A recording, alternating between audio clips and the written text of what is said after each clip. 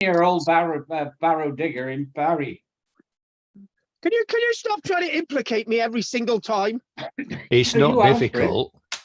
Just because it was a scheduled ancient monument when I was digging it up when I was 10, right? This doesn't mean to say you've got to mention it every single week. Oh, okay, sorry. Right, okay, thank you very much. Right, we are officially fee reduction there, I think.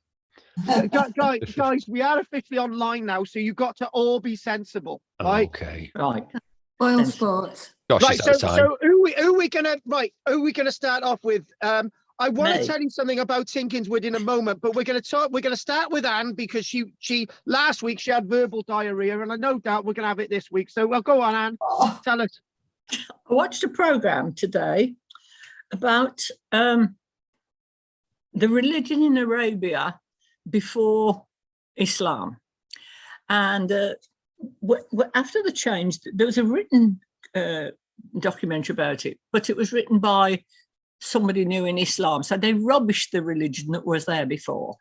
But then archaeology came to the rescue, and they sort of looked at things. They found that there had been a Christian community and a Jewish community there, but most of them they worshipped all sorts of gods, often the usual ones like the sun, the rain, fertility, that kind of thing, and gave Elon Musk. and there was and also there were lots of little statues found that they worshipped with. One of their gods was Baal, which we hear of in the Bible. Yeah, we do. But the archaeologists found written, stones that had been written on and put together, and rocks which had told about these religions. And they also found out that these people, these pagans, went on hajjs, which is similar to the Islam. People have taken it up, and the big one at Mecca was evidently formed by these earlier pagan people and been taken over by the Islamic group. That's all I found out, but I thought that was quite an interesting little. No, that's interesting. Yeah, I found that. I didn't know that. Yeah. No, I'd never heard it, but it was I think it's absolutely fascinating that it goes to show every single time that we actually look at other religions. There's always a base of an earlier religion. However, you would never say of Islam that they've taken anything from the Hindu or Sikh faith. That's just we may as well string ourselves up. But when we look at Islam and Christianity and Judaism, there are massive similarities there. Yeah, and obviously Jesus being one of the prophets for Islam anyway. So it's right. Just that's a really important. That's really right. And they all go sort of back to Abraham, don't they? Claim Abraham as part of their early part of their religion. Those three. But anyway, I thought that was quite interesting. Yeah, no, it very, very much is very interesting. Right, so what we're going to do, the next person, I know what it is. There's a competition between the women. I usually ask for Drina to say something, and then Margaret gets upset that Drina went first, and then if Margaret goes first, so we've got Anne going first this week. So Margaret, go and say something.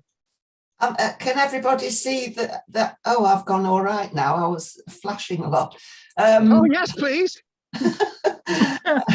Well, can I say something about the flashing? There was a lot of flashing on my. I know. I was getting it. Do you remember green? And you noticed it. And it kept going. And anyway, today I got my daughter to look at it. It took. I found something on Google that said a lot of people are having trouble with it on Zoom, and there's a way to do it. I couldn't follow it because I'm useless at things, but she came and fixed mine, and I haven't had it today. Oh well, I've gone back to normal. Well, it goes backwards and forwards. You go all right, and then it comes on. I've had it for a couple of weeks, but it's hopefully fixed today. It is now. It may be clearing because you're talking. So maybe. No. When I was talking, it was sort of you're would be going like that. Fine, don't worry about it. Anyway, it's a problem. Cumbria is in the news. Oh yes, big time this week. Well, I said that to you, and you got it in the news. So it's your little story this week. So go for it. well, did you see it, Drina? I saw the email. About the 11,000-year-old man that was found in a cave near Ulverston, and a periwinkle shell. Oh gosh, no, I didn't get that detail. Yeah, 11,000-year-old remains found. Forget the periwinkle. Very, very rare in the north of England because of the glaciers that were only just clearing at the time. And this chap has been excavating in there since 2016. I bet he knows Claire. Probably, she's probably been there. It's called Heening Wood Bone Cave in Great Urswick, or Yeah. they call it Uzik locally. And Right. Mesolithic burials in the north, the oldest one that's ever been found. Wow. So that's, I think what we're talking about is that we are on, you know, it's been really, really useful that we've looked at the Mesolithic period. And I don't want to say it, but I'm going to say it. I told you so, that obviously, you know, the dating of stuff seems to go further back, and we're finding more evidence. And that is, you know, that is one of the points why we do these classes and why we look at archaeology, to open your minds. And the thing is, would you have ever questioned any of this beforehand, or you would have thought, all right, it's just an 11,000-year-old man? That's actually quite significant, because you now know that the steps to seeing that it's 11,000, then we're going to find something from 12,000 and 13,000. When we think about the whole archaeology pantheon of the different areas that seem to be going further and further to our understanding of the depth of our history, you know, finds like this illuminating, and we've always got to look at these. Anyway, thanks for that, Margaret. Right, Drina, anything you'd like to say, lovely? I'm upset Margaret went before me. A story like that Andy, too. Andy, can I just say something, Andy? follow that, Drina. Well, you know, we pander to these women all the blooming time. You can't do anything right. Well, I've got a few things, but I'll just say one part of this book is absolutely amazing. It makes me question everything. And it occurred to me that meat eaters are regarded as aggressive, right? And it's suggested in old times that because meat was ready, if you're going to attack somebody and you want the meat, you'll do it because the meat's already caught, chopped up, whatever. But if they're eating nuts and things, the nuts have been picked, but there's a lot more to do to them before they're edible. So they're not going to be bothered to attack them. They'd rather have an easy meal on meat. Does that make sense? It does make a lot of sense. But when we give answers and reasons for things, sometimes, you know, there's different ways of looking at this, isn't there? You know? Yeah. And to be honest with you, you know, you can presume that the meat is already going to be lying around, but in reality, in the wild, it's very rare that you're going to come across carcasses. And the thing is, you know, I find lots of dead animals on roads, as you know. I found pheasants, a beautiful badger, a tawny owl, birds of prey, and all the rest, and we bring them here and we bury them, right? So but the thing is, yeah, you could look, there are different ways of looking at history, and you are right. Meat-eating animals tend to be aggressive, don't they? Yes. Meat-eating animals tend to be aggressive. Yeah. Yes. No, I think it was more the fact that the tribe had got the meat ready to eat. Yeah. And just walked in and took it or whatever. Yeah. Rather wouldn't be bothered with nuts. As with animals. Yes. I'm a bit of a nut. Yeah. Thanks. Right. Oh, anything else, Drina? Because we're gonna make my point. Well, go on, Drina. Carry on. No, go on. I want because you had a few points. Tell us. Oh right. Well, the other one was about growing grass and cultivating for seeds. Yeah.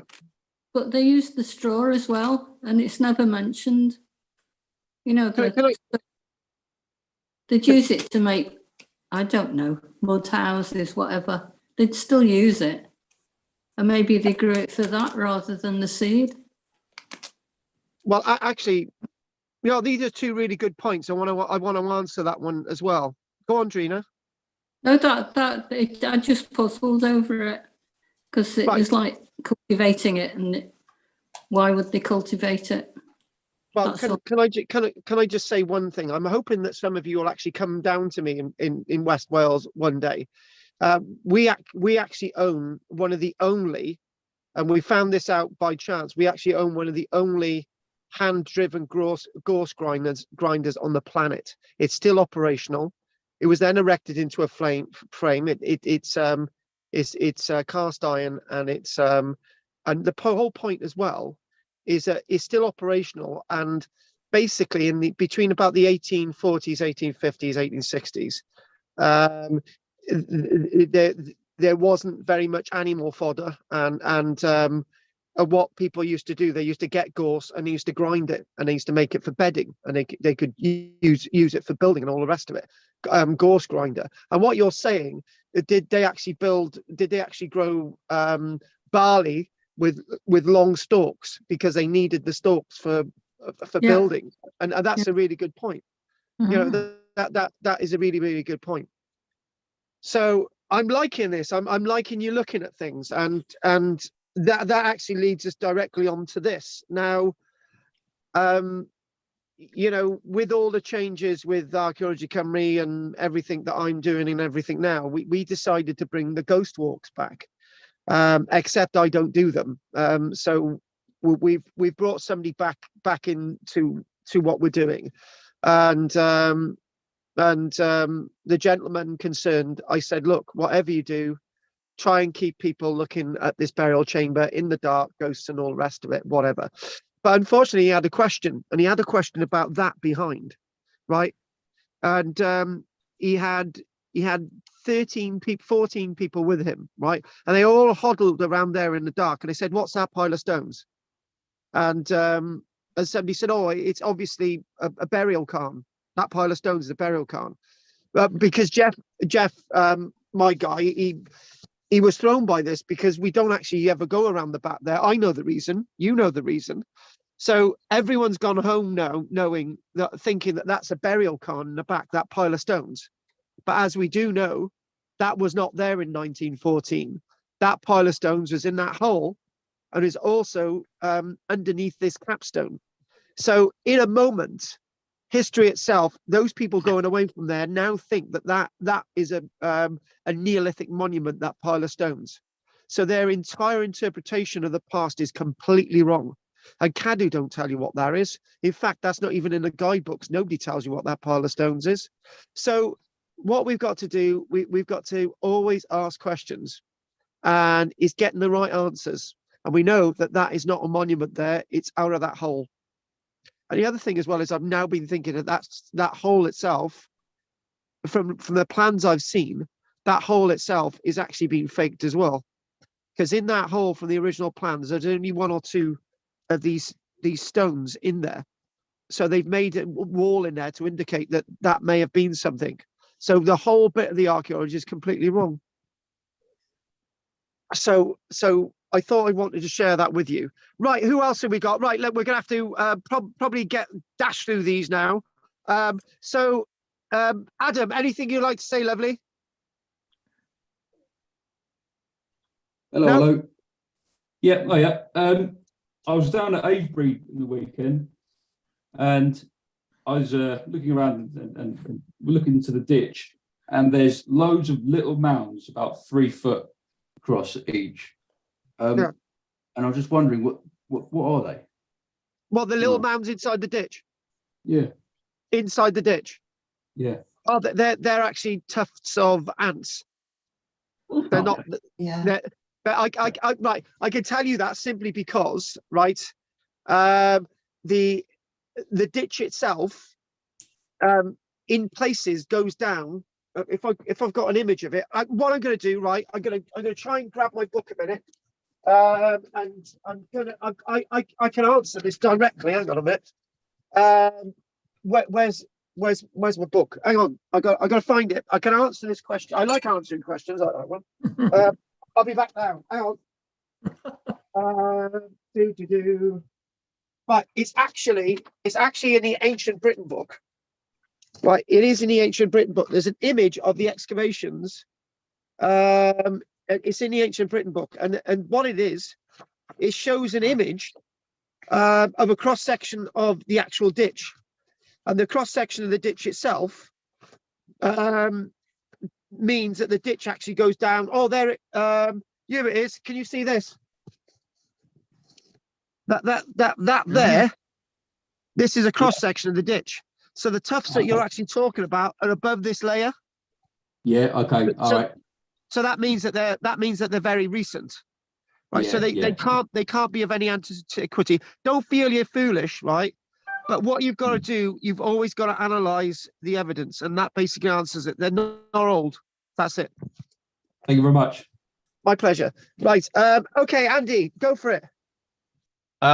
That thing about the 11,000-year-old remains is quite questionable, as that cave that on Clare's property in Lindale, the remains they found from that were, as far as I remember, at least 2,000 years older.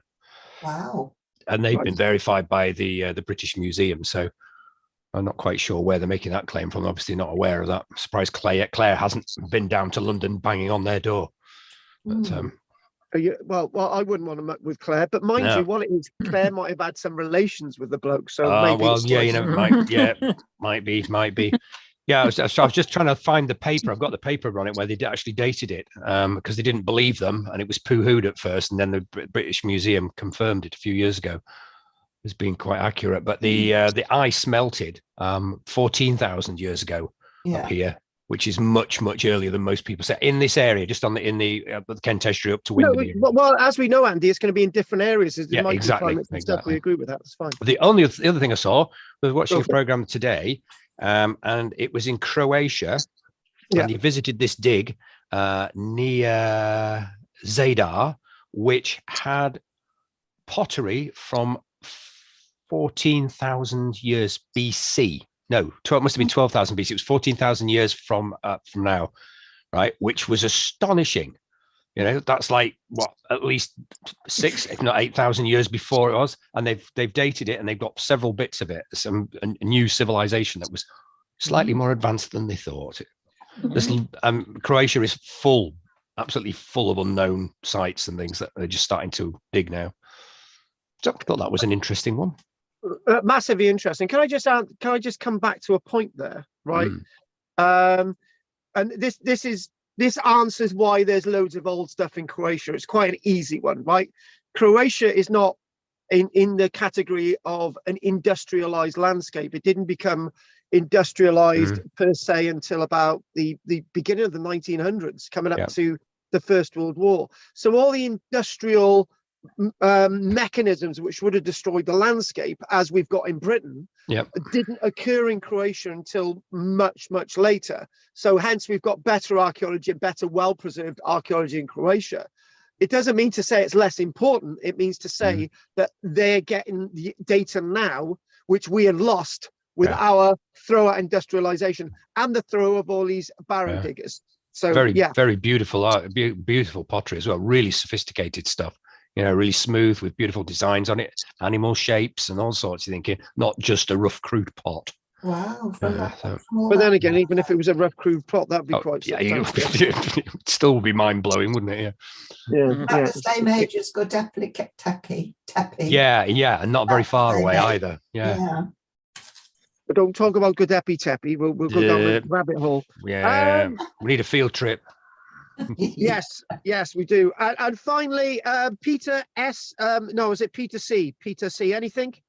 I saw something about some of those stone structures they have in northeastern United States. The Mount. Oh, right. Go on.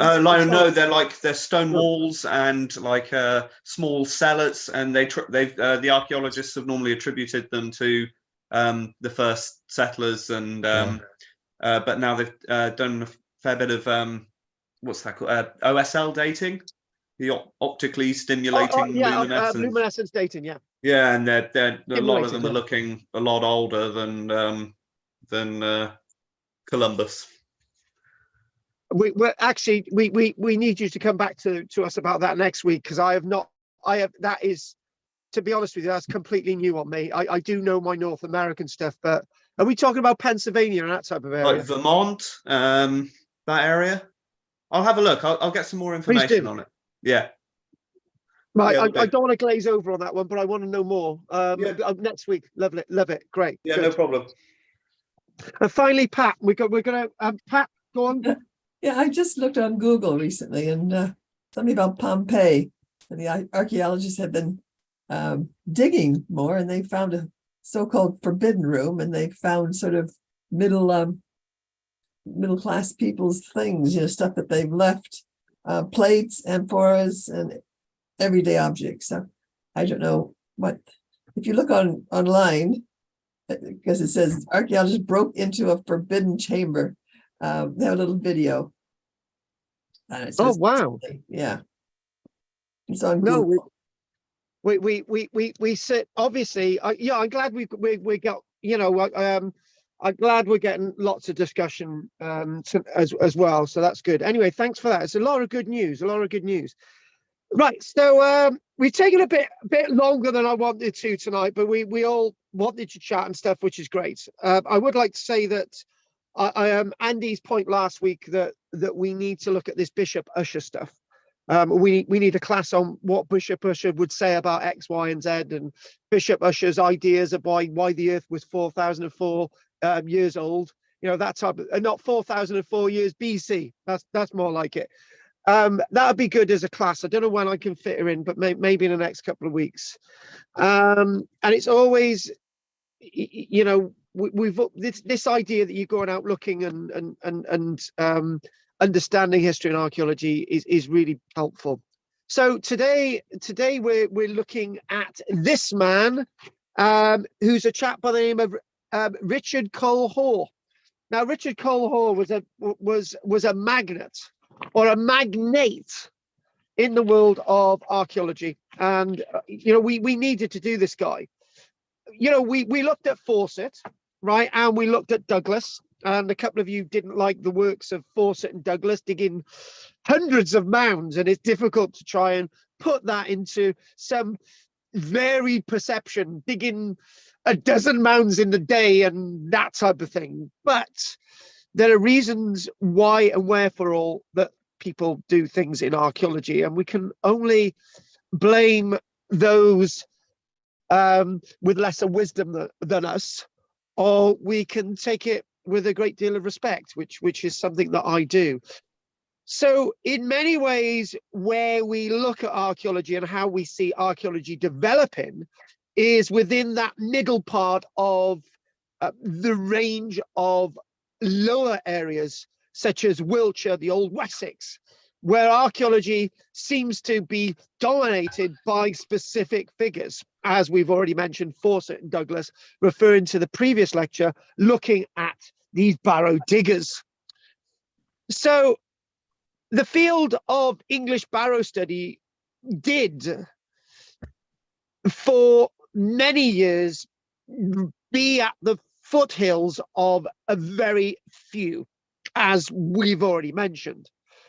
Interesting barrows and their contents gradually stirred from the work of Fawcett and Douglas into the 1800s. Interestingly enough, the 1800s is a cross swords of contrast. Before the turning of the 1800s, you've got revolutionary movements, you've got the alteration of how we see the world with the new ideas of demos and the American Revolution. And on the backs of that, it become a period of romanticism. And with that period of romanticism in the late 1700s, 1800s, what we do find is that stirs in the interest of the barrows that presented across the length a breadth of the landscape, not just in Wiltshire, but Kent, but over large tracts of our open fields in Wales, Lincolnshire, further up north and elsewhere.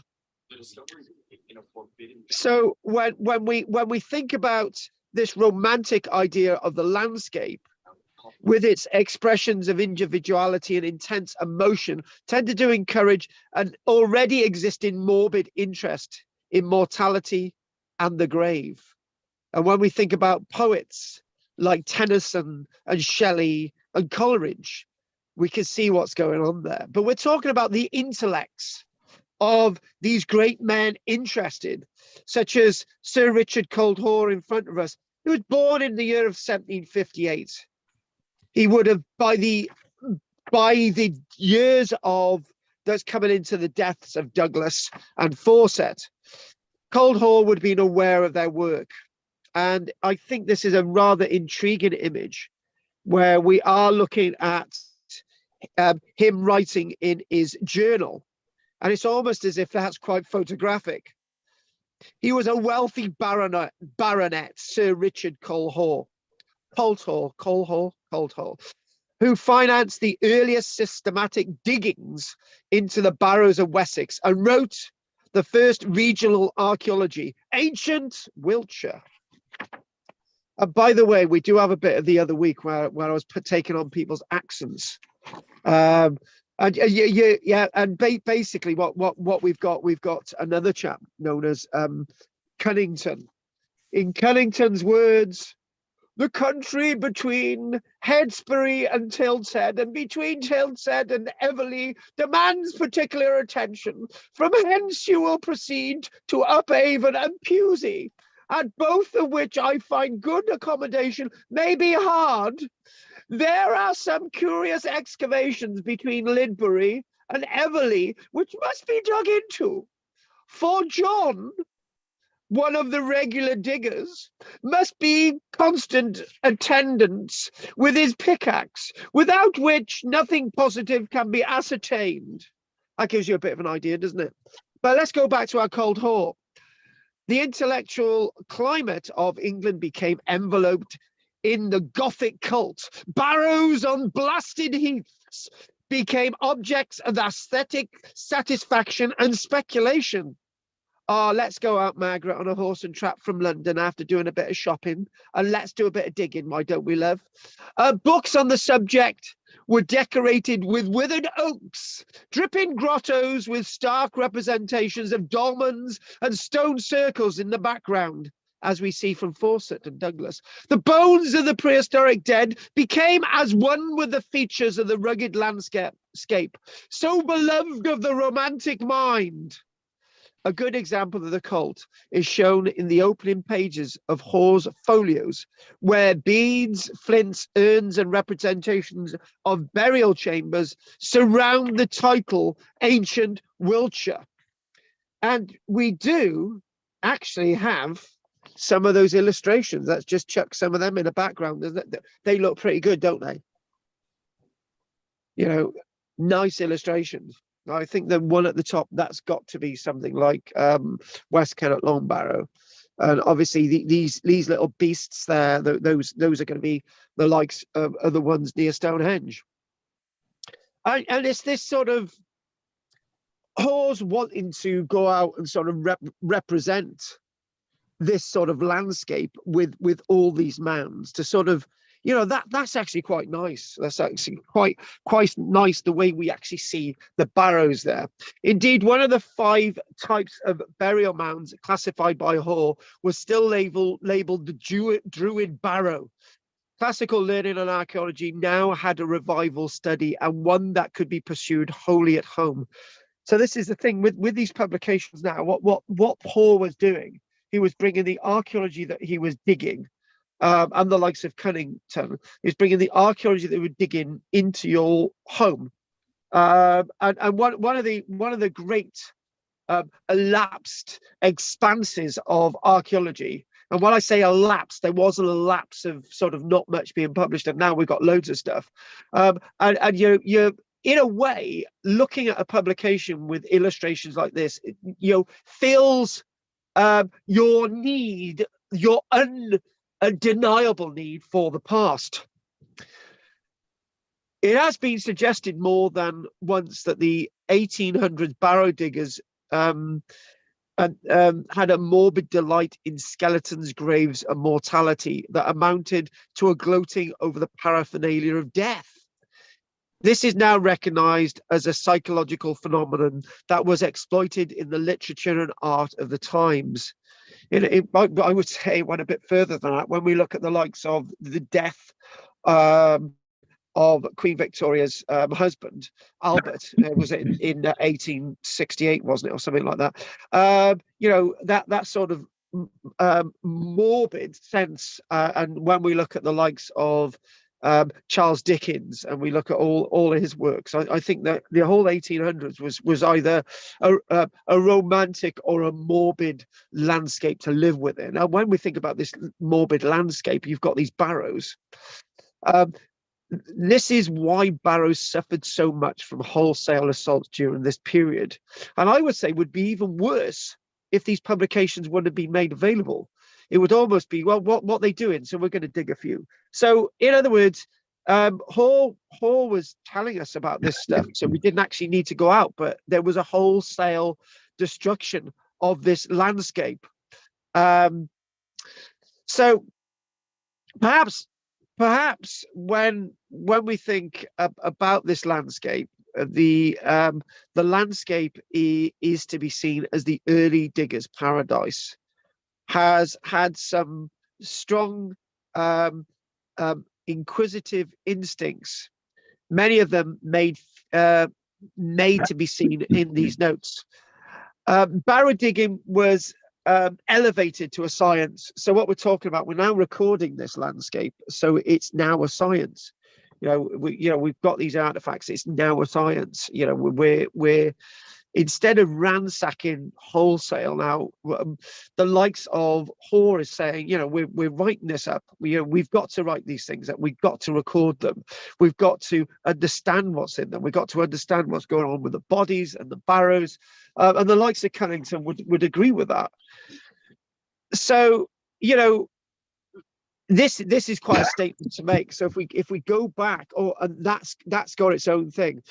The idea of science is that after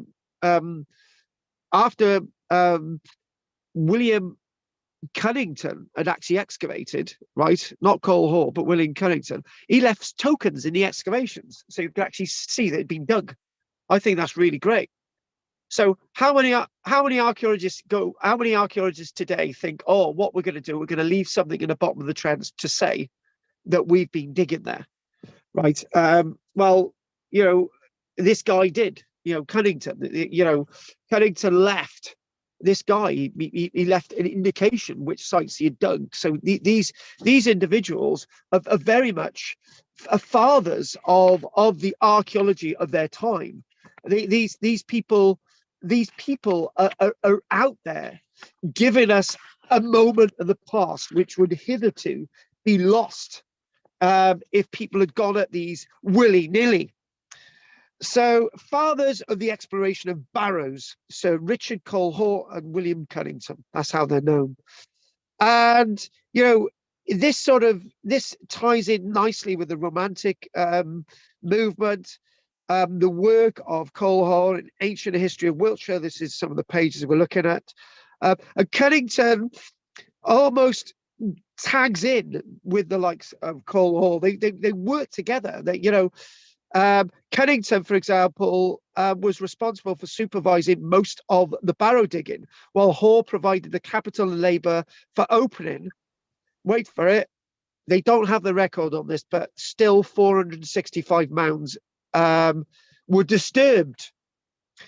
Don't get angry with him, because we're making movements and sort of trying to sort of go further with this sort of science. With all science, we make mistakes. I'm sure von Braun, with his exploration with rockets, that went with a lot of mishap, right? And eventually we managed to make it to the moon in 1969. So it's trial and error. If only we'd have done that in the beginning, right? Then, but you know, it's trial and error.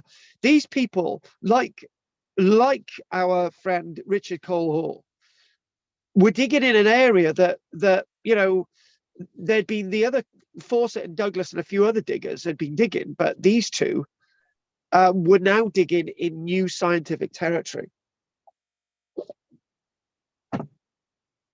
So he was the son of a wealthy banker. Early in his life, he inherited large estates and riches, a bit like Pete. Educated privately, Pete Sampson, not our other Pete. Educated privately, he entered the family banking house. He interested himself in classical studies, and his writings show a notable literacy and a notable literal ability and a keen appreciation and knowledge of classical literature. Homer, for example. He was also a competent artist, hence why we've got this. A patron of the arts and a considerable connoisseur. You can imagine him sitting there with a nice little bit of a glass of wine whilst the excavations are going on. But his life wasn't without tragedy, right? And his marriage in 1783. So remember, this guy was born in 1758. So he was 25. His life was cut a little bit short because by the death of his wife, an infant son, in 1785. So the grief itself pushed him into history and archaeology, into the sense of romanticism. Losing his, you know, he was, you know, his whole life was turned upside down in 1785. To alleviate his grief, he embarked on 2 grand tours of Europe, which lasted 6 years until the French Revolution compelled him to return home. So this was one of the things. This is something that we have a tendency to forget, that people leaving Great Britain at that time had no real idea what was away from their doorstep. In fact, people still thought that people in Africa had one leg, had huge heads and tails. People in Britain had no idea what people looked like in Asia: 4 legs, 3 tongues, that type of thing, 1 eye, cyclops, that type of thing. People from Britain had a lowly view of the world. So going on, and I'm not joking with any of that I've just said. If you look at things like the Mappa Mundi, this is what people believed, and this was in the late 1700s. So on his travels, he visited continental countries. He spent much time in serious study and exploration of classical antiquities.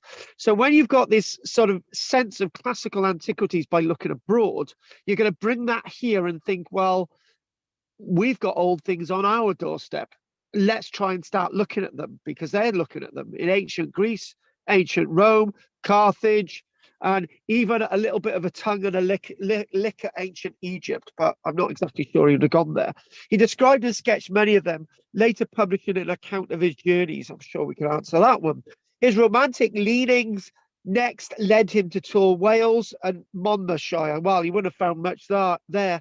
The stark, rugged landscape provided an outlet for his emotions. In fact, he visited the Principality on 14 occasions. It's a bit like Pete. He never left. He later visited Ireland for much the same reasons. I gotta be careful when I say Pete. I'm usually talking about Pete S. Pete C. That's when he finally turned himself to the notable antiquaries of his own country. He was able to combine his studies, a wide literary skill, and considerable ability and experience in field observation and description, admirably complementing Cunnington's own virtues. Now, one thing about this is that we're looking at, so he's gone away. So 6 years after 1785, he comes back. French Revolution, 1792. He spends a little bit of time coming back and forward to Wales. That's exactly the same time he would have bumped into a Mr. Turner, who was actually painting in 1797 the likes of Ewenny Priory. Look it up. Turner came to Wales. It's a place to come. we don't want you to come here, right? But because it's a hidden secret, but when you do come, you're going to love it. So what we've got, we've got Richard Cole-Hoare. So let's just go back a bit. Richard Cole-Hoare. There's our friend. Now, Richard Cole-Hoare outlives William Cunnington by 28 years. William Cunnington's four years older than our friend Richard. Cunnington is born in 1754, died in 1810. So he's a young whippersnapper when he dies compared to Richard Cole-Hoare. And being together and being able to do this work would have been revolutionary in trying to understand this landscape. Back to Cunnington again, stood on a considerable lower social plane than his patron. However, and obviously, you know, William Cunnington, born in Northamptonshire, circumstances forbade him any opportunity to pursue a higher education, unlike our friend Hoare. Though his active mind and studious, inquiring nature, assisted by wide reading, developed his interest in antiquities and geology. A certain Richard Fenton later wrote of him that he displayed very considerable powers of mind, as well as originality, and left us in an admiration of acquirements so rarely met with in men of his rank and calling. Got a bit kicked by that sentence then. He moved to Hestisbury, Wiltshire. So obviously Wiltshire, he's going to come in contact with Hoare as an apprentice in the woolen trade. And in 1785 set up in partnership as a draper and wool merchant. I'm actually quite sure that was it Douglas who was involved in the woolen trade, or well, Douglas or Fawcett. Although keenly interested in the ancient field monuments now within easy reach, he determined to set his business affairs on a thoroughly sound basis before devoting himself to archaeology. Unlike Fawcett and Douglas, who seem to go into a field, toss a little bit of earth around, and sod the rest to the clergy that they're supposed to be serving. So very responsible man, this Cunnington. Thus many years passed before he set out in his campaigns of active service. And, you know, it's with wisdom that fine and wonderful things are done in archaeology and our understandings of archaeology. And can I just talk about myself for a moment, because I haven't talked about myself very much in this presentation today. You know, I myself, when you mature in thinking in archaeology, it takes a long time to get there. You know, young whippersnappers coming out of university, 20, 25 or whatever, I've got no real concept or idea what archaeology is all about. It's something that develops over time, and a sense of wisdom. And we're seeing this with all these characters: Fawcett, Douglas, Hoare, Cunnington, into his late 30s, into his 40s, actually seeing the archaeology, and with that developed mind of sense and responsibility. And with that responsibility, both of these are seeing that there's a reason why we need to record what's in these barrows instead of digging into them on a Sunday afternoon like Douglas and Fawcett had done. But I'm knocking Douglas and Fawcett, but we're looking at that in a different period. So we're now going into the late 1700s, into the 1800s. Cunnington was never a fully fit man, a martyr to constant headaches. He was forced out into the open air for relaxation and recuperation. And he wrote that his doctors, here we go, told me I must ride out or die. I preferred the former, and thank God, though poorly, I am yet alive. Modern medical opinion suggests he suffered from acromegaly. Does that make sense? Anyone help me on this one? Acromegaly. Never heard of it. Acromegaly, whatever.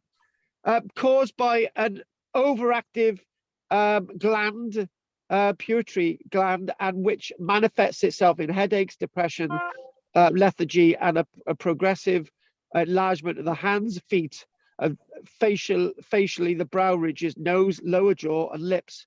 Characteristics of later portraits, such as that of Woodford's in 1808. So there we go. It sounds a bit like he was turning into a Neanderthal. Oh, sorry, my friend. And this is actually from 1808. So it's only 2 years before he passes on. Hoare too was partially incapacitated by infirmities, including gout, rheumatism, migraines, and deafness. Bloody hell, these two must have been brilliant in the middle of the field. Enough to slow down any man, although he battled courageously with these formidable foes for the rest of his life. So, as our friend Cunnington cultivated the friendship of neighbouring antiquaries, included another character we don't have an image of, a chap by the name of John Brighton, a notable, if rather volatile Wiltshire topographer.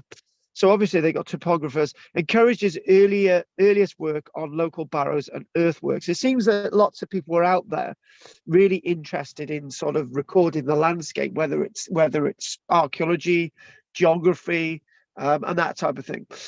The Wiltshire MP, for example, Henry Penruddock Wyndham, another keen antiquary and very interested in long barrows, probably prompted Cunnington's first investigations, commenced in the hopes of meeting something which might subsede conjecture. Other antiquities were the Reverend William Coates of Bemerton, these are wonderful names, who introduced him to the Reverend Thomas Lehman of Bath, a classical scholar of great learning, and also to our friend Cole Hall. So obviously this is why we've gone to the relationship with Cole Hall. Lehman exercised a great influence over Cunnington, which only lessened as the latter gained experience through Barrow opening. Lehman's comments and observations on barrows were based on preconceptions culled from his wide region readings.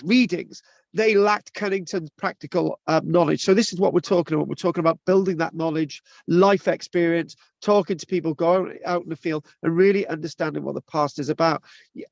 One of the things we could say is that in many ways, we've demonstrated earlier on in the lecture, and we mentioned it last week, when we look at a monument and we don't have the knowledge to understand it, we can make the mistakes of misinterpretation big time.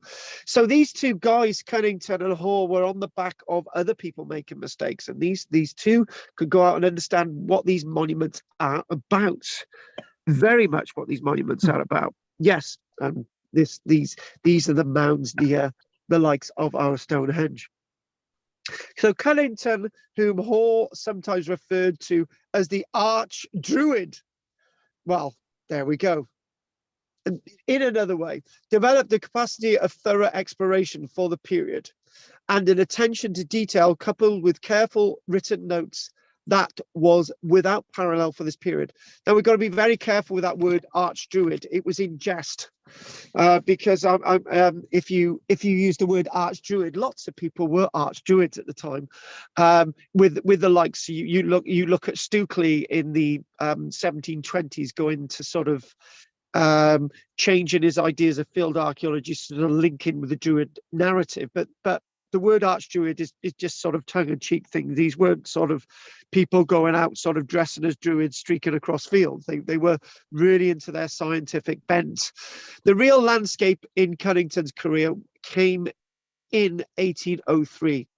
The landscape of a landmark of change, with his interest with the beautiful mounds within the world that he's seeing. You know, he's gone there now. He's got time to look at this. He's got 7 years though, because he's going to be deceased in 1810, but that's enough time to dig a few hundred mounds. The pair had met briefly before, and Hoare had helped to defray the cost of Cunnington's earlier diggings. So in other words, Hoare's basically saying, look, you know, you are a woolen merchant, right? But you're going to be soon bankrupt if I don't give you a bit of a hand. Hoare, a great enthusiast, agreed at this meeting to accept all the cost of Cunnington's future work, and eventually the pair collaborated in the production of a history of Wiltshire based on their joint researches.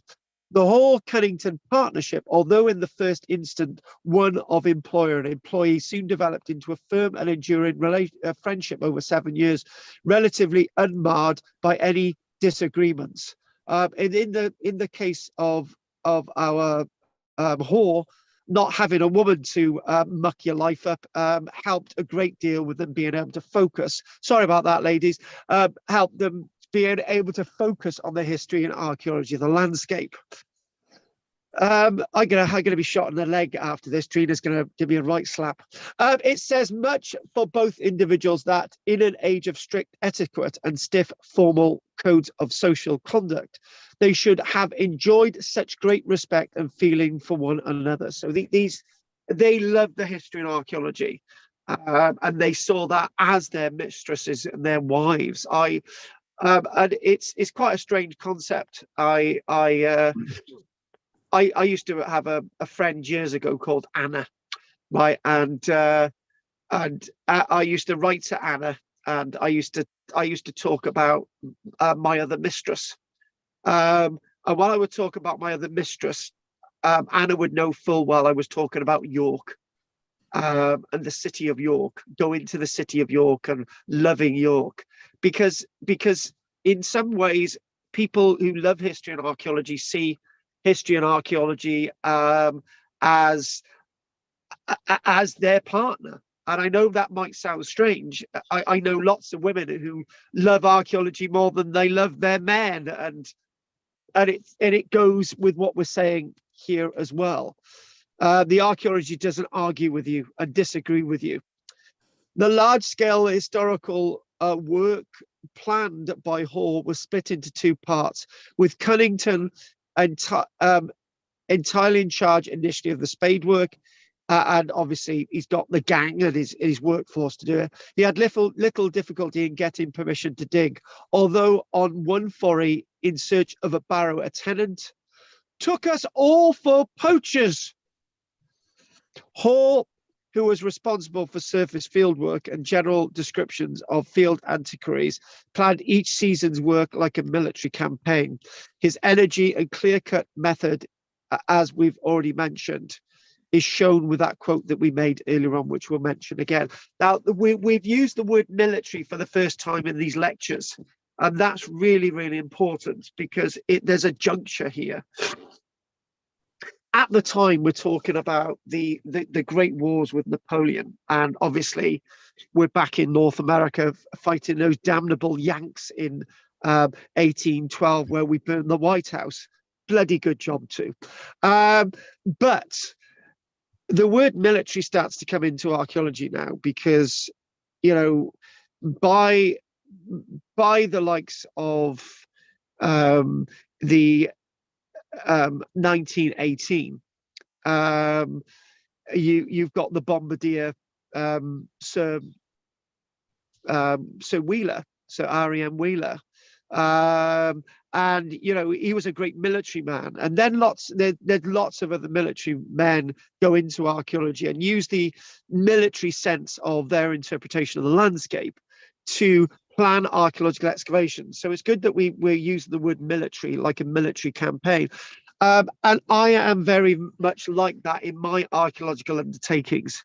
I'm an absolute nightmare when it comes to organising archaeological excavations. One of my big scale archaeological excavations, my last big one, was at a site known as Flemingston in the Vale of Glamorgan. And basically, everyone had to wear a uniform. Everyone had to have toe cap boots, high vis, and a helmet. The excavations, we bought pop-up tents to be above the excavations at all times. We had to have set breaks. And basically, with my management of the excavations, 2 people ended up in hospital because I refused to allow them to take off their helmets, because having the excavations managed was far more important than people's health and safety. So my bit taken out of organising archaeological excavations on a regimented bent comes back to these guys. It's a tradition that we've got to keep to, and the best results on archaeological excavations are when it's very, very regimented. Except this time when I was managing my excavation at Flemington, it was some of the hottest weather that we had. And none of us knew that it was so hot. One person was rushed to hospital with a mild heart attack, and the other one was ill for the next few weeks. Anyway, talking about what Cunnington in his letters wrote, back to what we've already mentioned. This he said. There are some curious excavations between Lidbury and Everley, which must be dug into, for John, one of the regular diggers, must be your constant attendant with his pickaxe, without which nothing positive can be ascertained. So he had his own little workforce. So Hoare itself, if we again, I do believe we need a few more images in this lecture, so I'm going to try and get a few more after the break. Hoare organised a wide scheme of field operations each year and was never sort of umming and ahhing about the expense. He had a lot of money to chuck at archaeology. Even when a site proved destitute of finds, he still chucked the money into archaeology.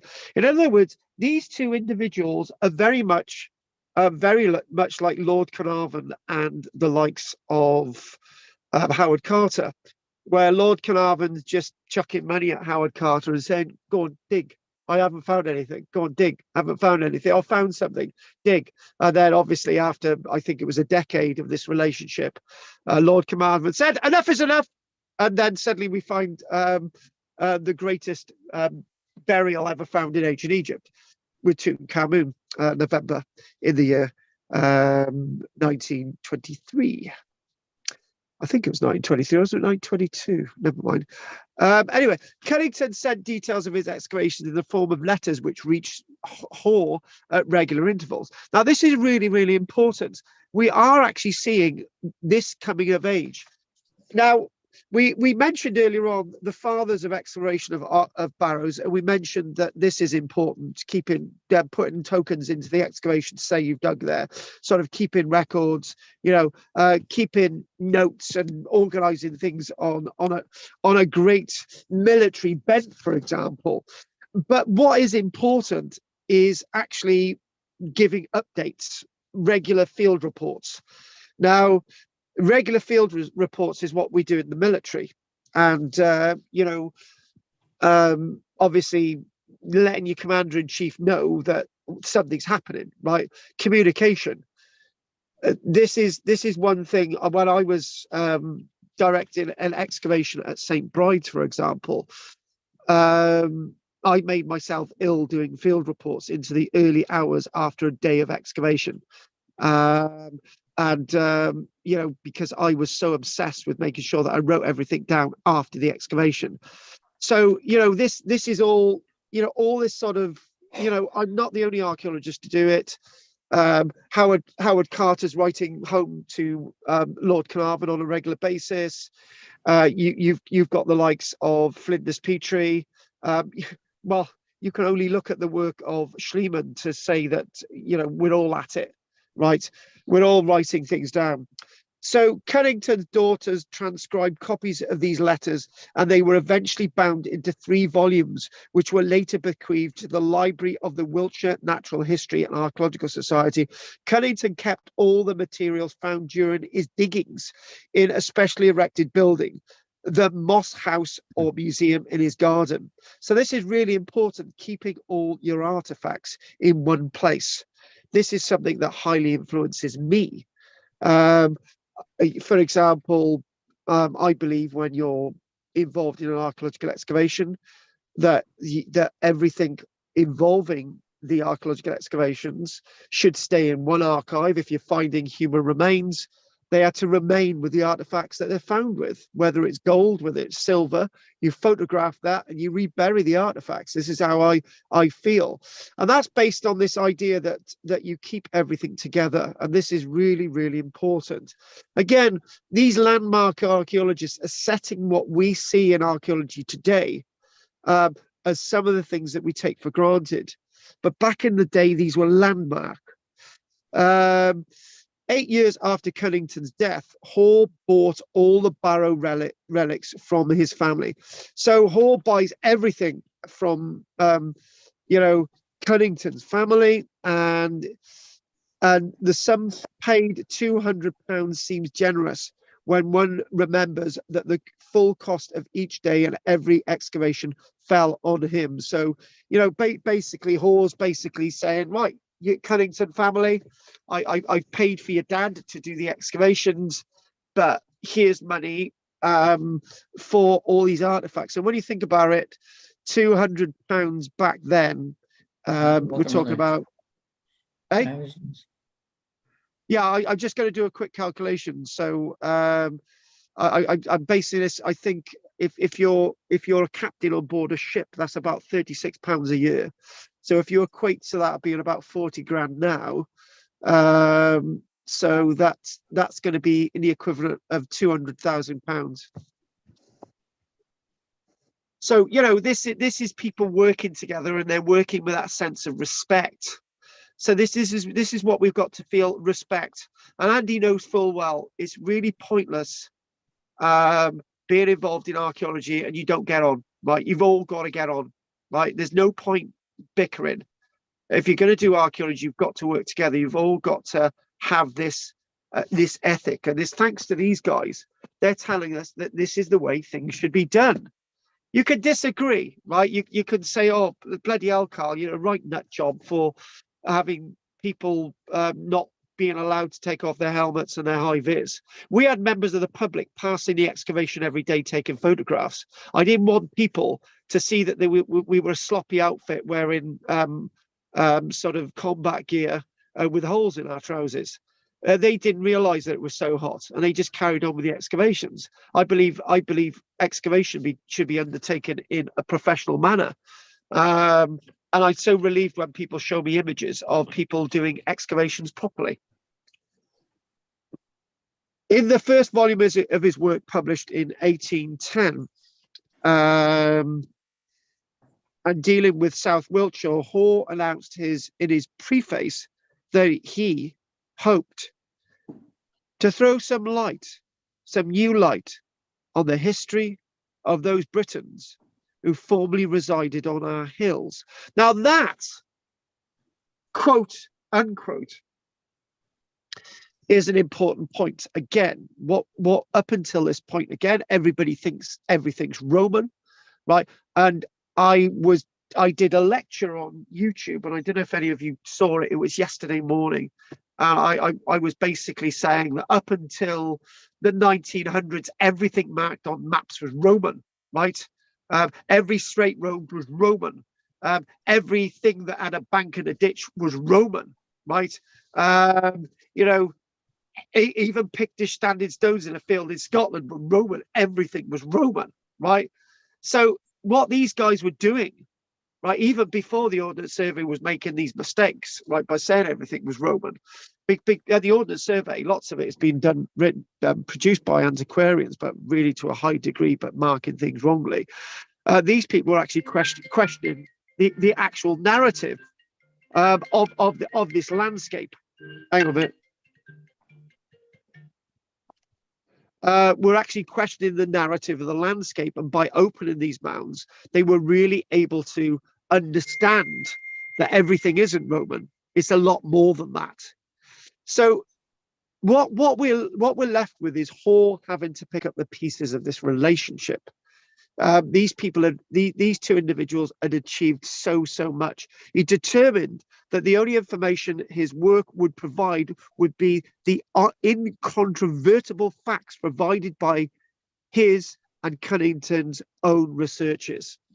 So now what they were finding was the Bible of archaeology and the Bible of understanding. And there is no doubt over their findings. And this is talking about facts. And this next point, in Hoare's own words, we speak from facts, not theory. Again, we speak from facts, not theory, proclaims his introduction. And more to that, Hoare, our friend, again says, such is the motto I adopt, and to this text I shall most strictly adhere.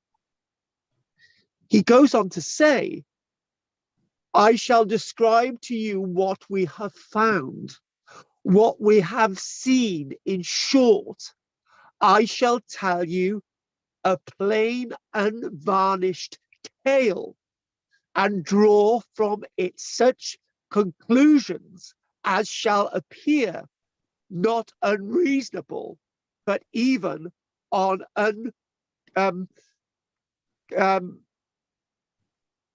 uncontradictable. I couldn't get the word out there, but even uncontradictable. Let's just read that out again. I had a brain meld. And draw from it such conclusions as shall appear not only reasonable, but even uncontradictable. Oh, I can't even get the bloody word out. We won't do that again. So not being contradicted is uncontradictable. It's undoubtable. It's what we're seeing. It's what we've evaluated. Is what appears in front of us is the fact, not the undenying fact that can be doubted, but the uncontradictable. And that is really, really important. So, unfortunately, for his hopes of finding information that would prove conclusively the origins of the Barrow builders of the Stonehenge plains, which are in fact these, Hoare was forced to confess in his footnote to his introduction that, here we go, after the result of 10 years' experience and constant research, we are obliged to confess our total ignorance as to the authors of these sepulchre memorials. We have evidence of the very high antiquity of our Wiltshire barrows, but none respecting the tribes to whom they appertained that can rest on a solid foundation. But that's brilliant. He's not saying they're bloody Roman. He's not saying they're Celtic. He's not saying they're Druidic. He's actually given us an opportunity to say these are natural, native, and unobliged to be doubted. So I'm just going to check the time. So it's 8:52. So we'll go on for a little bit longer. Then we're going to have a break. And I do believe that Pat has to get to bed at past. So Pat, don't worry about it, babe. I've got time for Pete to be sent over to tuck you into bed. You've got a choice of Pete's as well, Pat. The best he could do was to state, I have no doubt but that the greater part of our Wiltshire barrows were the sepulchre monuments of the first colonists of Britain. Elsewhere, he remarks of the barrows that he scarcely knew how to separate the era of the one from the other. So in spite of hard work and devotion, the pair failed to break down the apparent nature of these pre-Roman burials, but they were pre-Roman. They remained stubbornly ancient Britain, which is British, which is great. They're not Roman, they're ancient British, which is great. I'm fine with that. Cunnington, obviously back to Cunnington, his old mate, sometimes attempted some dating of his mounds, generally felt round barrows were erected. And this is gonna blow me away by the fact that I'm gonna give you, right? Round barrows were erected between 500 and 1,000 years BC. So if he'd have said over 1,000 years BC, he would have been about right. So he was able to come, if he believed in it himself a little bit more, he that's it. We're loving it. So we got the Bronze Age. The Bronze Age ends in about 750 years BC. He's saying that these dated to between 500 and 1,000 years BC, right? So he's not too far out, and he's done that without any thermoluminescence dating, any dendrochronology. He's done that without radiocarbon dating, potassium argon dating. He's done that without all that, and he's not too far away. So I think that's actually great. The Upton Level Gold Barrow, he thought, covered a chief buried near the time of Caesar's invasion. That's one fact that he had wrong. But that's a thought rather than a fact. And I think this is one thing that Hall was saying. Hall and Cunnington commenced their vast program of work with little to guide them. But bloody hell, they knew what they were doing. They really, really do. They were real pioneers, and they got it right in many cases, opening a whole new area of antiquarian study, which could be seen to be scientific, with information no longer gleaned from classical learning, but from actual research in the field. Hall wrote, finally, not finally, but we will have a break in a mo. I cannot depend on any researches, but those made immediately under our own eyes. So this is moving away assumption, right? He is saying fact. I cannot depend on any researches, but those made immediately under our own eyes. So what you see is what you get. He's not sort of adding anything to it, which is great. They would be wholly dependent on the evidence uncovered and interpreted by themselves. So there we go. We love that. We love that line. So what I think we're gonna do now is maybe take a little bit of a break. But I've just realized I've got a little bit more to go through, so we'll just crack on a bit more. By present standards, their working technique were, by present standards, you could say that the working technique was very good, and at the time exemplary. With little previous work to guide them, their methods could be said to be primitive, but were they compared to people before or maybe after? They involved either a central shaft excavation down into a selected barrow, or a trench called a cutting by Hall, driven in from one side to the barrow centre, sometimes carried through to the opposite end. Well, that's a section. We do it today.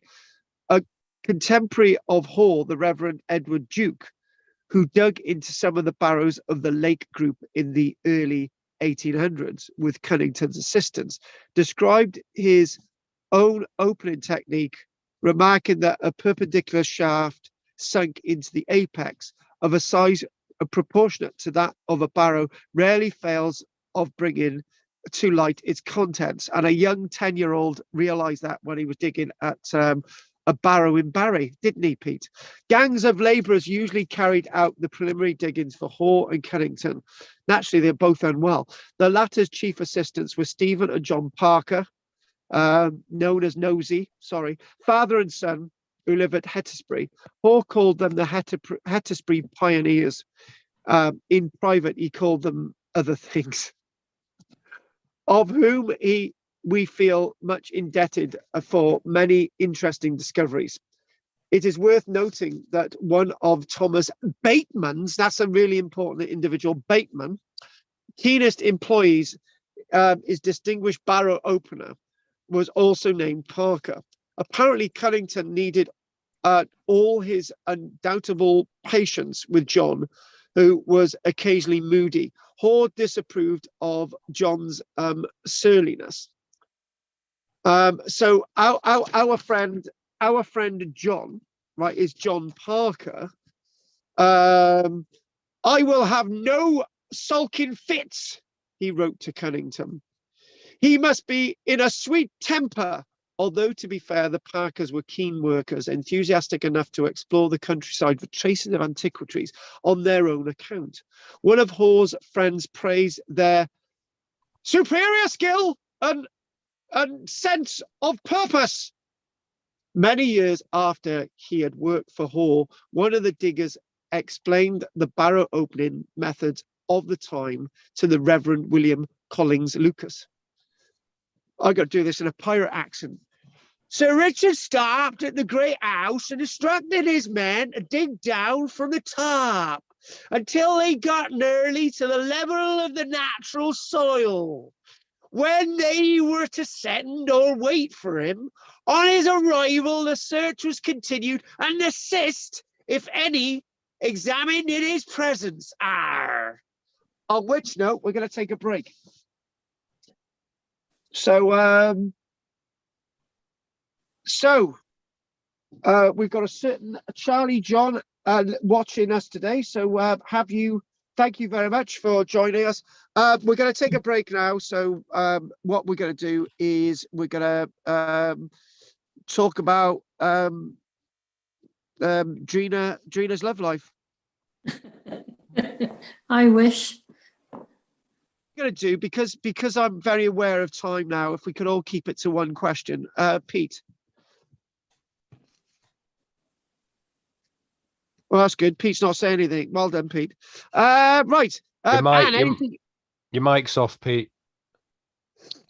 Oh, nobody cares. Nobody wants to hear him anyway. Right. Okay.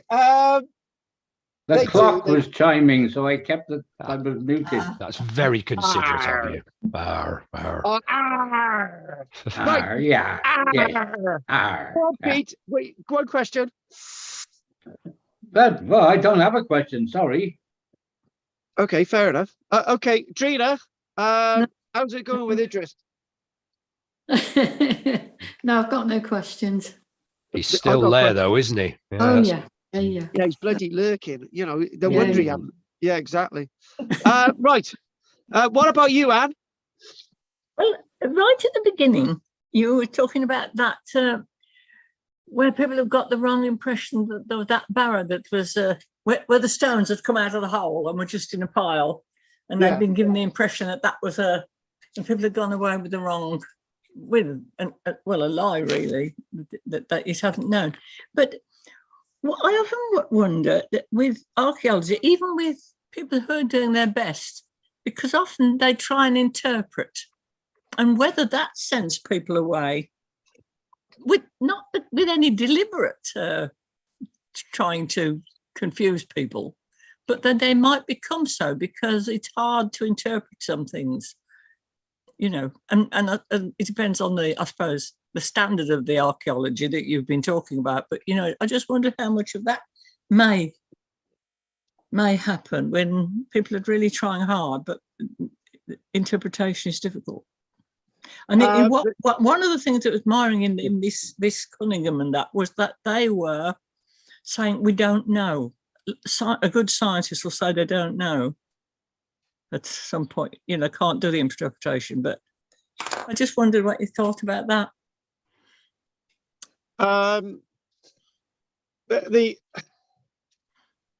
The biggest problem is going to an ancient monument and having everything explained. This is definitely this. This is definitely that, right? Yeah. And basically, you know, when you've got an audience of people, it's better to give fewer facts than it is to give too many. Yeah. So it's focus on the facts that you know, and you'd be quite surprised what we do know from the limited facts. When we looked at the Mesolithic period, we had whole lectures of 2 hours looking at very limited information, and look what we got out of it. You know, so it's better to look for little facts and try to expand rather than make up a complete narrative all the time. If you're going to make up a narrative, make the narrative sound good, right? Don't sort of blow people's minds away with it, you know? Yeah. Carl, that picture you showed of a series of mounds, they all seem to be in a line. Ley lines. A ley line, yes. Yeah, I knew you were going to say that. I think there is a ley line going through them, yeah. No, that's the way it appears. Yes, well, maybe so, exactly. Yep. Right, okay, let's try and get through these. Right, Adam, anything you want to say, Dave? Hello, mate. When you said about before these guys the consensus was that everything was Roman. Do you mean to say that these two guys were that this was the moment when that started to shift? Yeah, this is when it started to shift, because I think, right, okay, if we want to really try and understand this, right, if you listen to my lecture that I did, I think it was this morning, or was it yesterday, I basically said that, you know, when you've got the Roman period, it's the first real time that people have buildings that are linked to written history, right? When in fact, if you look around the Roman evidence compared to the earlier evidence is far more substantial. So say, for example, if you look at Maiden Castle compared to what's remaining of Roman Britain in most places, Maiden Castle is going to win every single time. But Maiden Castle was even seen as Roman up until that point. Everything was seen as Roman. So what we've got to do is get more expressive with the actual evidence that we can now see around us, rather than being obsessed and less expressive. So let's try and open our minds a bit more. Lovely, cheers. So Peter C. No, just going to say, sounds like you like these guys quite a lot. Which guys? The people we've been studying. You seem quite impressed with their methods, and I love them. I love them. I do. Yeah, so it sounded like you loved them. You were very keen. Yeah.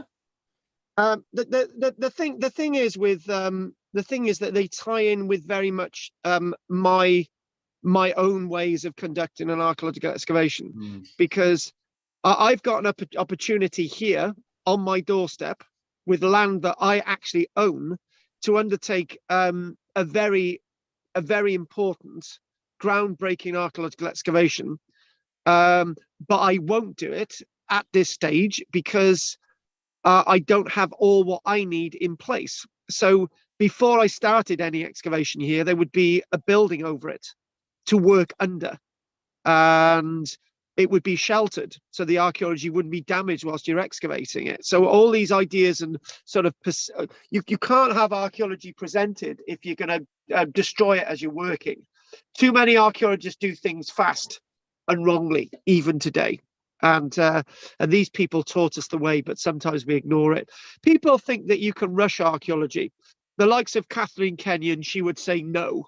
You've got to take time. The likes of Gertrude Cato Thompson in the excavations of Great Zimbabwe, they say you can't rush things.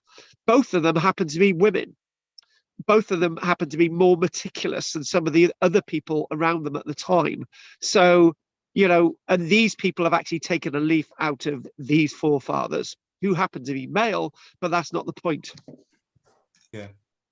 And also, I thought it was interesting what Anne was saying about interpretation. And I was thinking about how often when you go to a site, it's the interpretation is what's offered rather than actually what has been found. And, you know, that's what's led with. Interpretation first, facts later. Well, it should be facts always first. And yes, absolutely, it should. Yeah, all of you have heard my lecture from last week about Tinkage with Barrow Chamber and how that's badly, poorly presented. Even though the archaeologist did the right thing, but then you look at stuff from Cadw and it's completely wrong. And we last week we looked at Barclodia the Garres on Anglesey, and we saw the way that they showed the site, which was completely wrong. But this is how you're supposed to believe it. And you know, back to the point I made this morning, everything what the Romans did, right? You can still see this in textbooks. When they're getting from A to B, they've got to build a road, right? So they're not going to get to B until the road's built. So if it takes 20 years to build the road to B, they're going to take 20 years to get there. That's absolute nonsense, but people still believe that crap, my French. And they can keep believing it, but it's not the way I look at archaeology. Thanks you for that, Peter. Right. Okay, we're gonna have to get through this. Right. Pat, just one quick thing, otherwise you're going to be. Fine. No questions. Right. Okay, so I think we've done Adam, haven't we? Yeah. Right, we done Adam and Margaret. Margaret, quickly. Well, I like the sound of them. They don't sound pompous at all.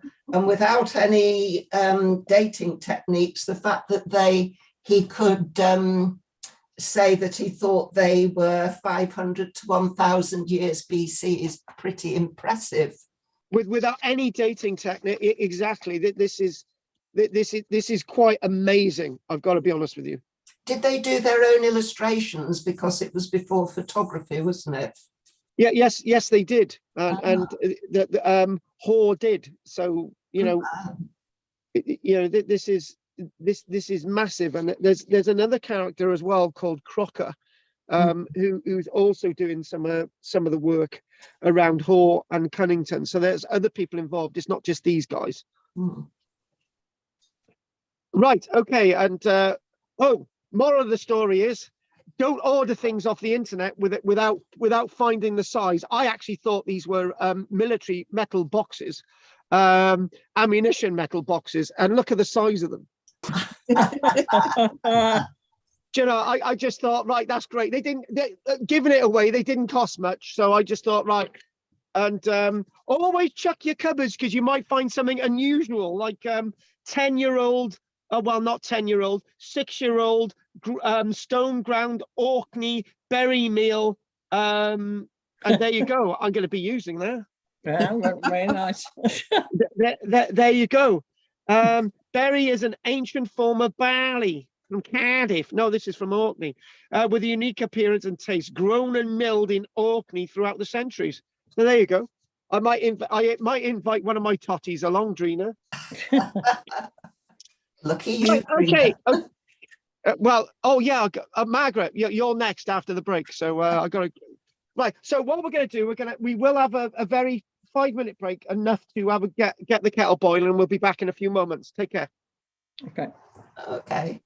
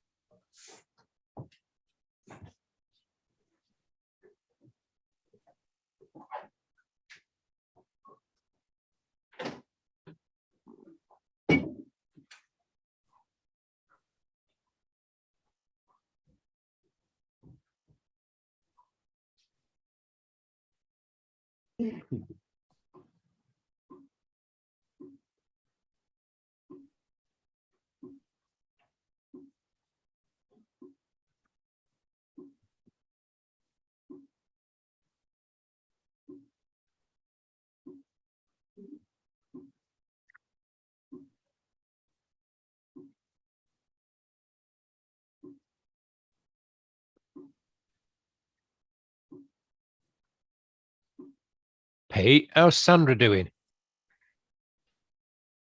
I haven't spoken to her for a little while. I need to give her a ring and find out. Okay. She did have a fall and she was in hospital, but she's Yeah, back I home remember you now. saying. Oh, good. That's all right then.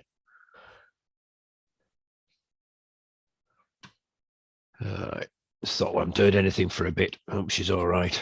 Yeah. Oh, yeah. I suppose no news is good news, isn't it? So It is, yes.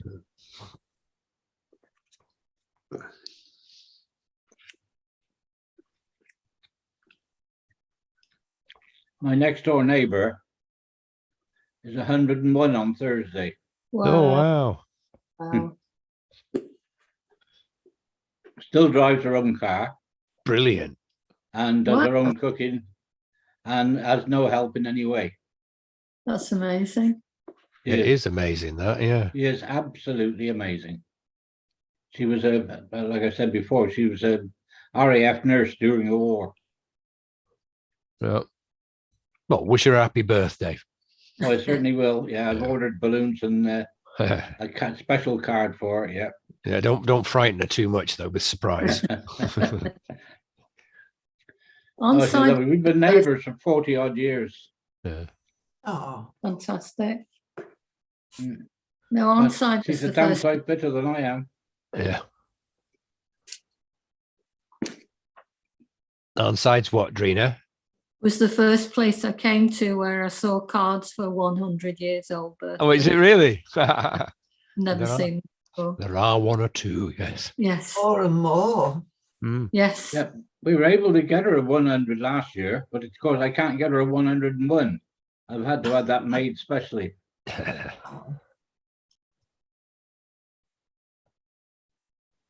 You still get a card from the king as well, or is that just on the 100th? I don't know. Mm. You'll find out tomorrow, on Thursday. There's a lady at their hundreds. There was a special delivery from the Queen. Mm. The Royal Mail deliberately separate to all other mail. Right. They came delivery to the house and proper mail. Yeah.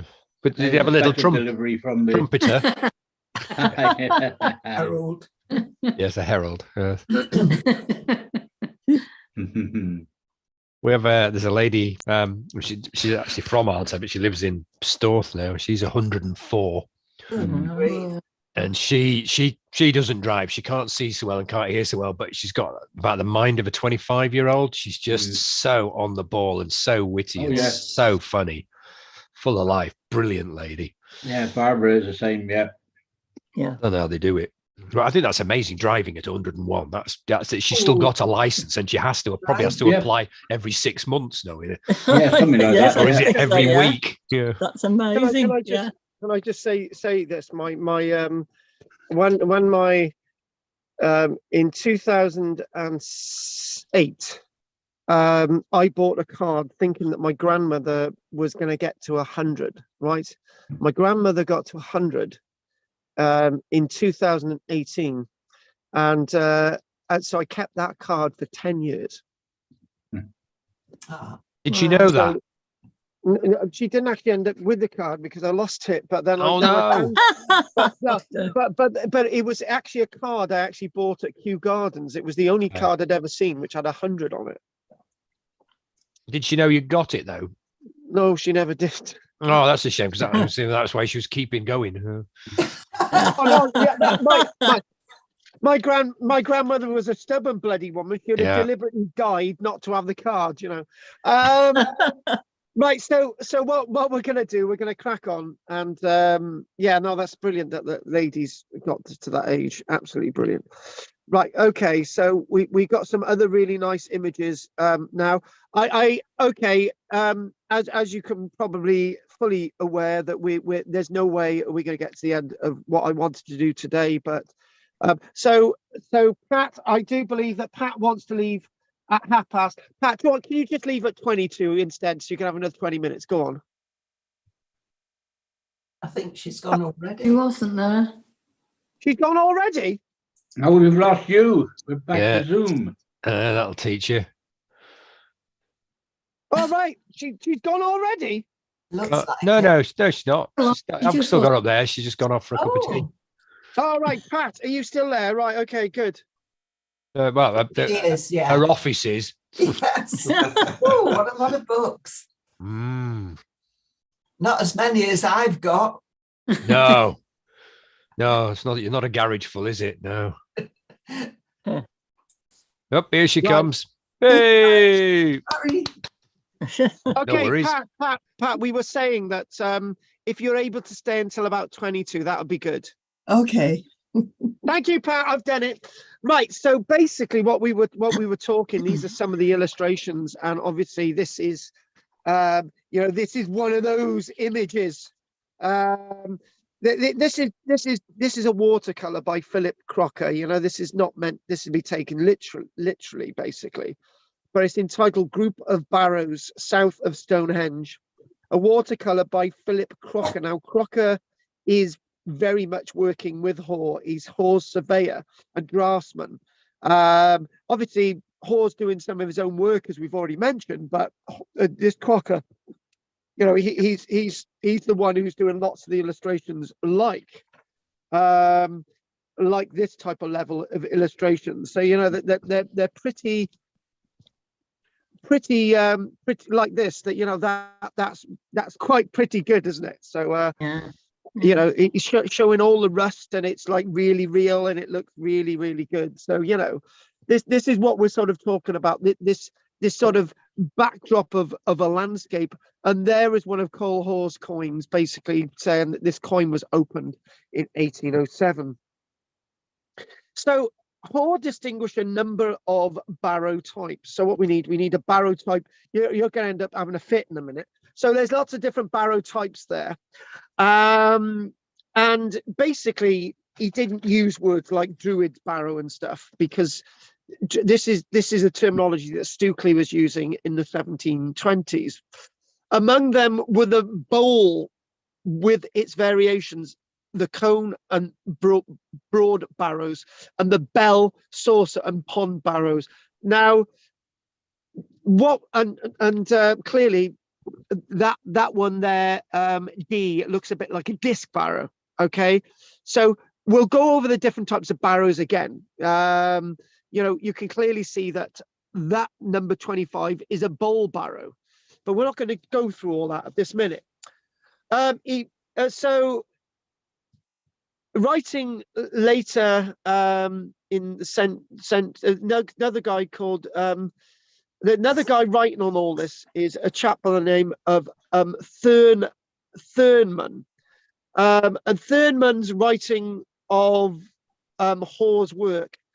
Thurnman writes, "It is much to be regretted that that we've got the earlier designations like Druid type."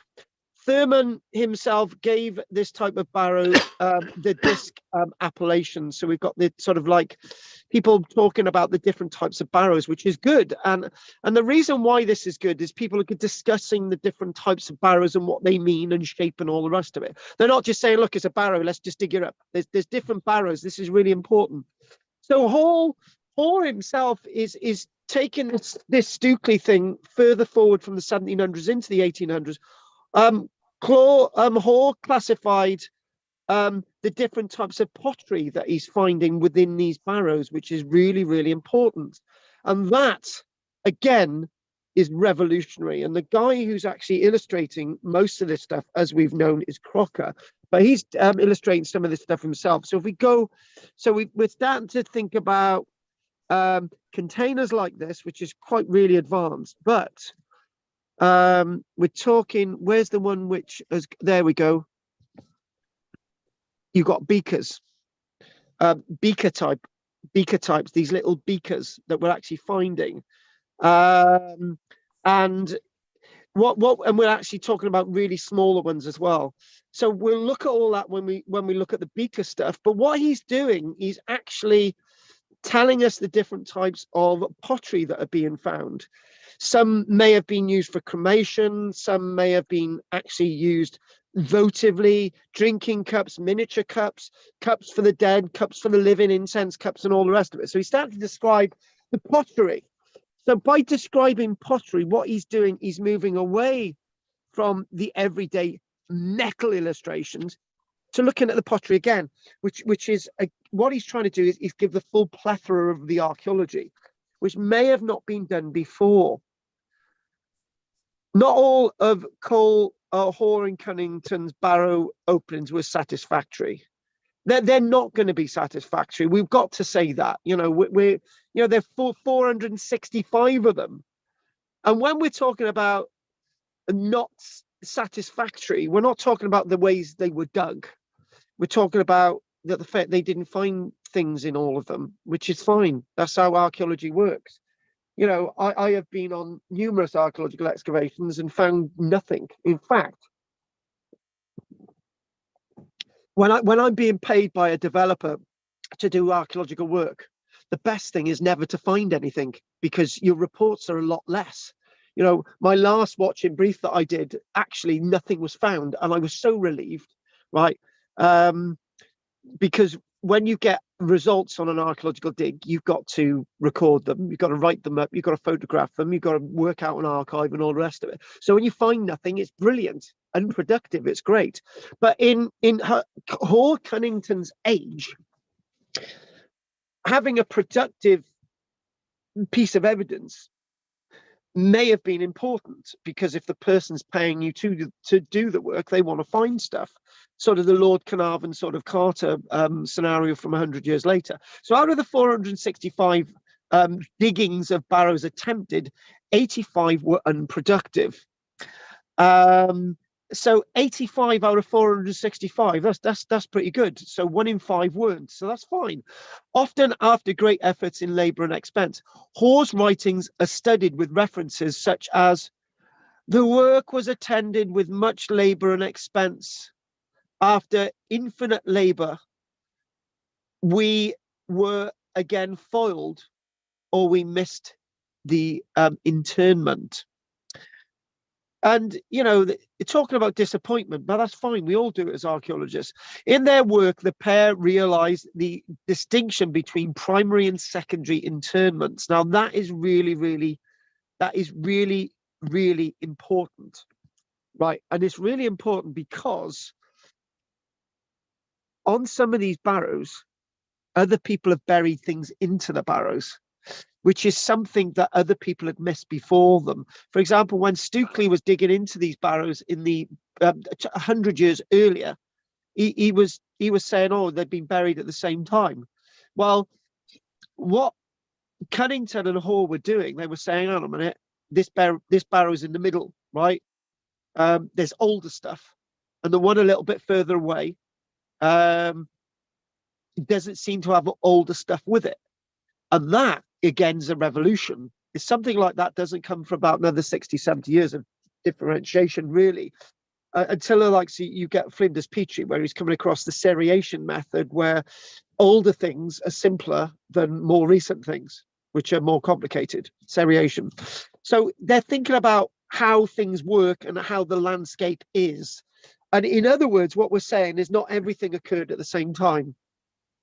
Now that, again, is a revolution, because when lots of people, even today, they look at Stonehenge, they say it's all built on the Wednesday afternoon. It was all built, right? Somebody sat down and worked out Stonehenge. That's the way it was. It's completely wrong. Stonehenge was built probably over 2,000 years.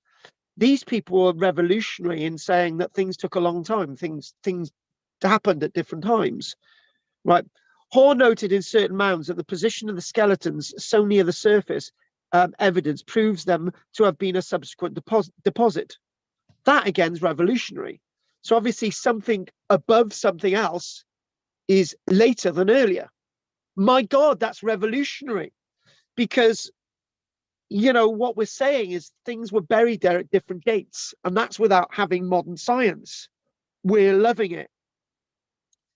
However, despite we're talking about Douglas from the other lecture, Douglas in the 1700s, important work in Kent, Hoare totally failed to appreciate that some burials he discovered were Anglo-Saxon. So that was one little mistake. But so the problem is even though Hoare's work is revolutionary, sometimes he is making mistakes, which is fine. He's misinterpreting some of the archaeology, which is fine. Despite the clear correlation between the grave goods he found and those illustrated from grave mounds in Nina Britannica. So in some ways, he was doing this revolutionary work without referring to other historians who may have made mistakes or told us things.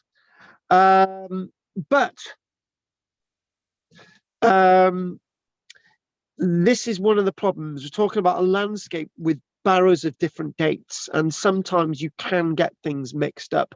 But what he was doing was saying that if you've got a burial in the middle and then you've got a burial a bit further up, right, closer to the surface, the one a bit further up close to the surface was more recent than the other one. That's fair enough. He's not going to get everything right. He's not going to, even archaeologists today, you can give him an artifact to an archaeologist today and he can get the dates totally wrong, or she can get the dates totally wrong. I usually, right, and I can brag this, right, 99% of the time when somebody gives me the artifact, it gives me an artifact, I'm either right or I'm wrong the other way. So if somebody gives me an artifact and it's like dating from, the actual date is 3,000 years old, and I say it's 2,500 years, right? I'm happy because it's older than I thought. Very rarely do I do it the other way around. You know, if somebody gives me an artifact and it's like a Roman coin, you know, I don't say it's it's earlier. You know, I usually say it's a Roman coin. So you know, one of Hoare's greatest virtues was the production of excellent maps and sketches, as we've got, of Barrow groups drawn in close supervision and stewardmanship and draftsmanship with Philip Crocker. These maps accurately pinpointed the barrows he opened, classic, and provide an example that unfortunately many of those who succeeded him in the field of barrow digging in the 1800s totally failed to copy. So what we're talking about, we've gone back. So in other words, he gives us this is an exemplary way of looking at archaeology, and then the next minute other people come later on and they forget the groundbreaking work that he's done. Experience soon led the pair to come to certain conclusions regarding barrows they opened. Again, looking at some of this evidence. And this is actually from something known as gold barrow, including a thin, that thing at the bottom is a thin, a sheet of gold. That's a sheet of gold at the bottom, and amber buttons and 6 cylindrical gold beads. So those are gold beads there. Those are gold beads. Love it. Those 6 beads, they're gold. So, but these are being illustrated like every other artifact that we're coming across. Hoare related that. Now this is key. This is what I've been saying. Experience has taught us that our labor would be thrown away in attempting any barrows in damp situations. So they were learning excavation techniques as well, when to dig and when not to dig. And that quite often, the most prolific numbers of burials and finds occurred in the smallest barrows as well. So obviously smaller barrows, more recent. There you go. The largest often contained the most insignificant deposits because they were probably older, and there was more decay. One huge mound in the lake group covered, to Hoare's disgust, only a simple cremation, 15 feet below the surface. Bloody hell, that must have taken a while to dig. But there's disappointment. There's going to be disappointment. There's always going to be disappointment with the archaeology. Let's go to Hoare's objects. One thing I'm wondering about these images of these little plaques left in the archaeology was who took them out. because that means that somebody else has dug there since, because these were left there after the excavation, or they come out via metal detecting on scheduled ancient monuments. There you go. Hoare and Cunnington. The problem is that when they were excavating, this is one failing. This is one failing. When they found human remains, they didn't have the preservation methods available to preserve the human remains to the level that I would like. In ancient Wiltshire, he says about that, in the numerous barrows we have opened, due reverence has always been paid to the mighty dead. Their bones and ashes have been carefully collected and deposited in the same tomb.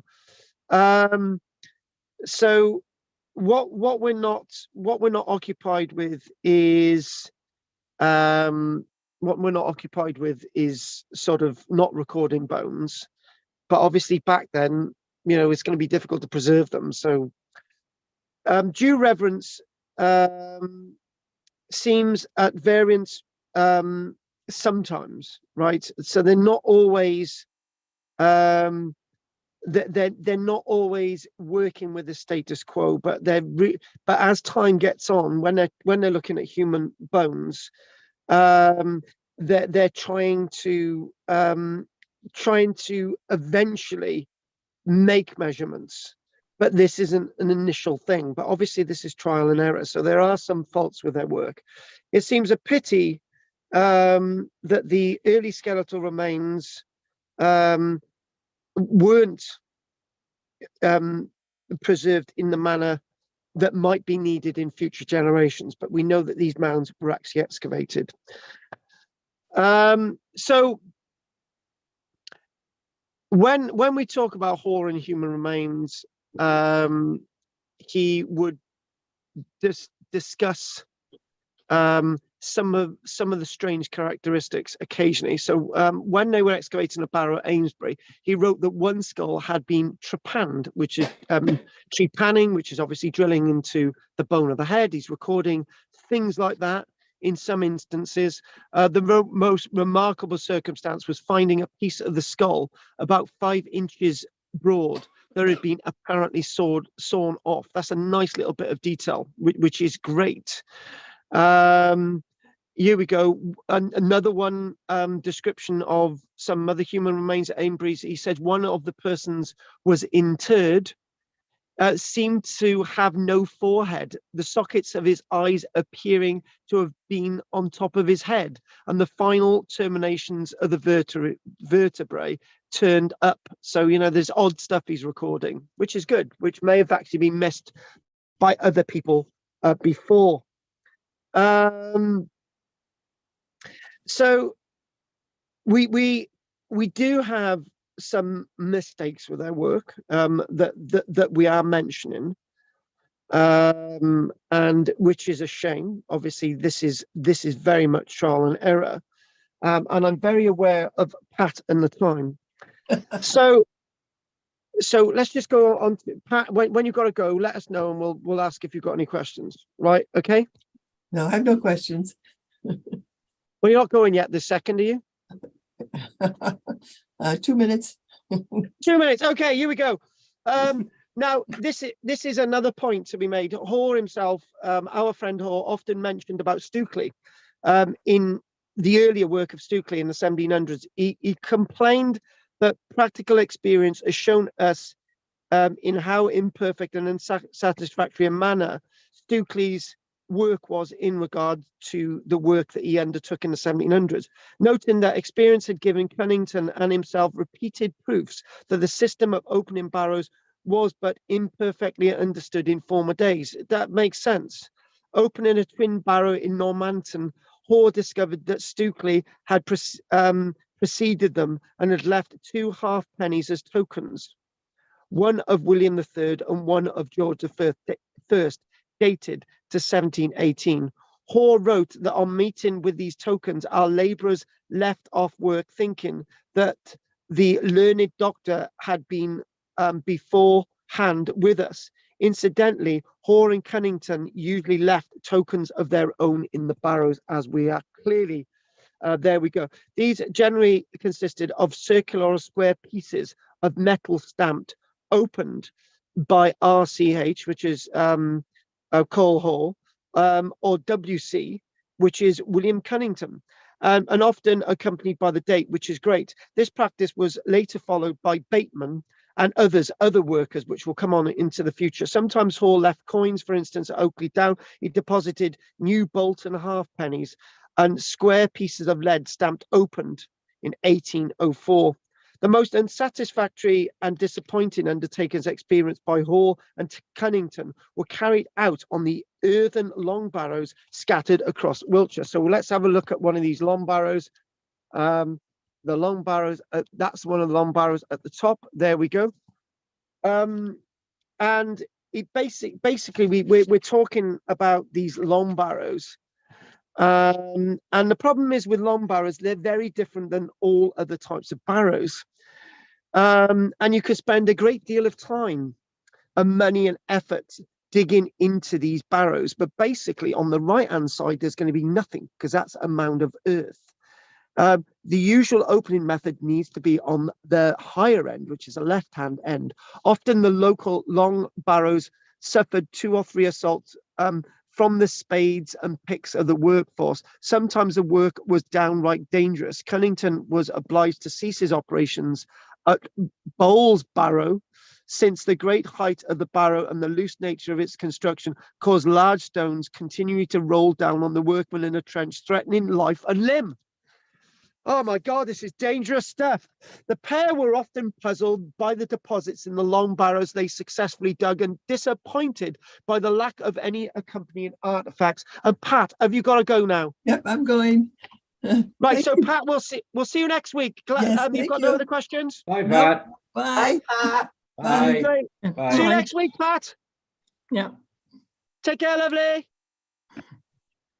They were likewise nonplussed by the positions of bodies which Hall recorded as strangely huddled, thrown together, or lying in a confused and irregular manner. So basically what we're talking about, they suddenly realized that these long barrows are actually of Neolithic date.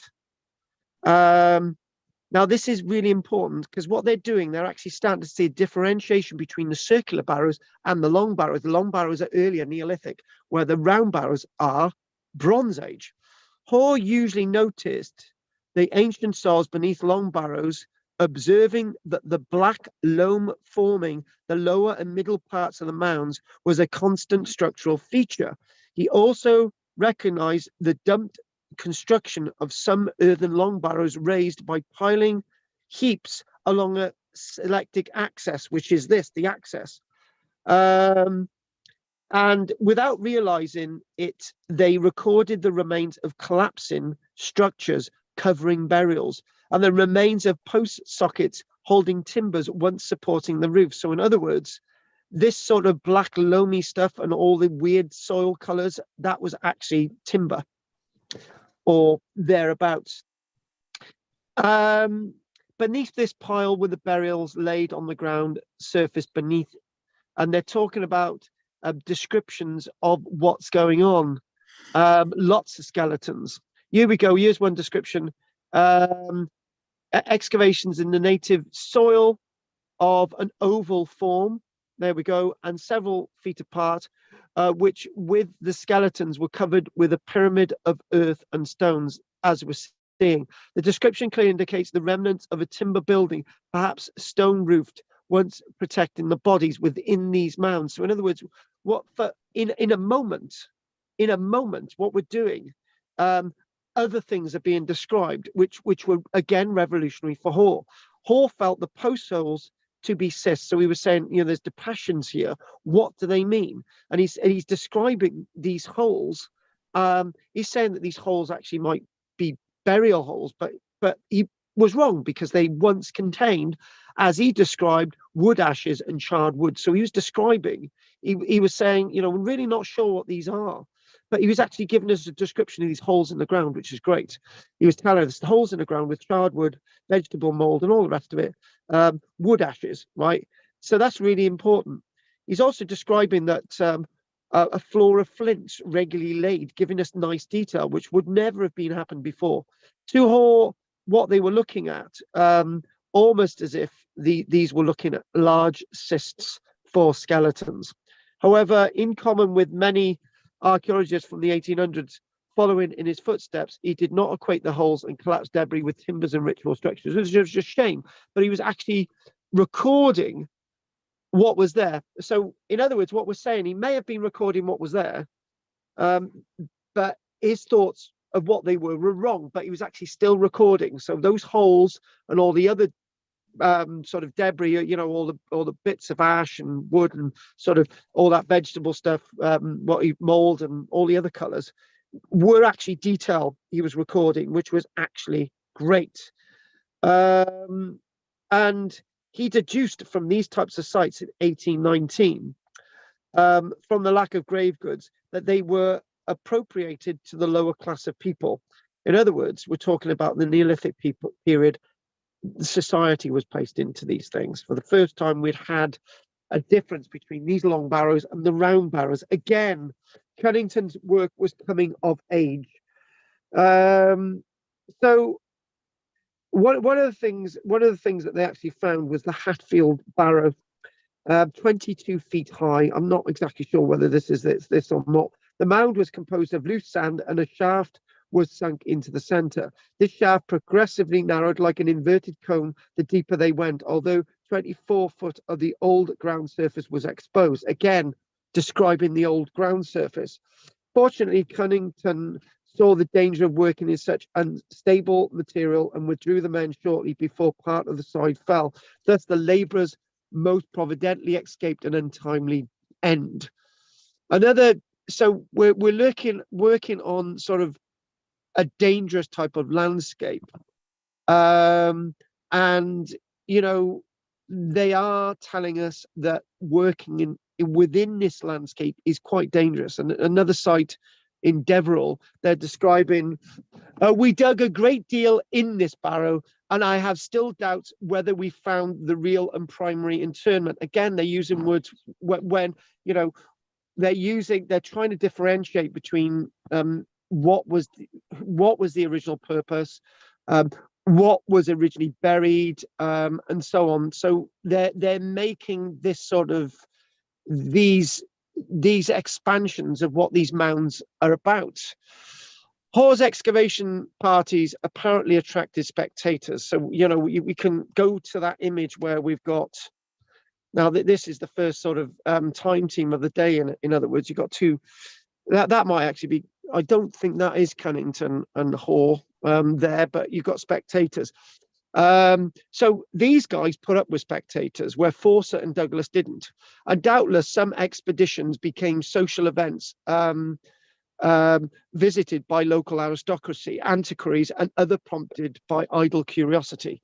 Usually a week was set aside for a barrow digging expedition. So Margaret, you know, we dug about 5 or 6 mounds in a day. They would take a week to dig these things.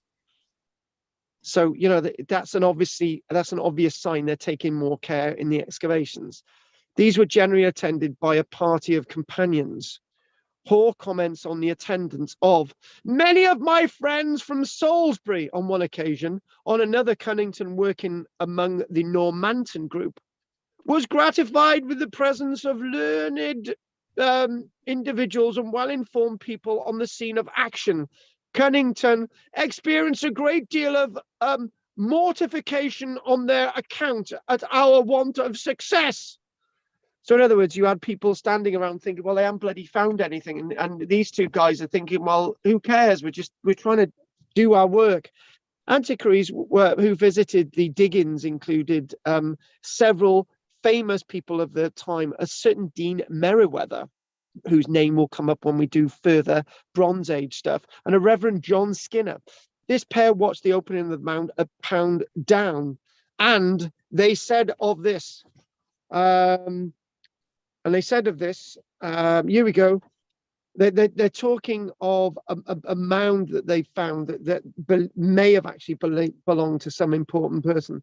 A kind chief who will revere a chieftain's relics buried here, one who with us delights to ken the ancient works of men. Oh, it's quite poetic. So, you know, the types when we think about the artifacts, again, we're thinking about the detail.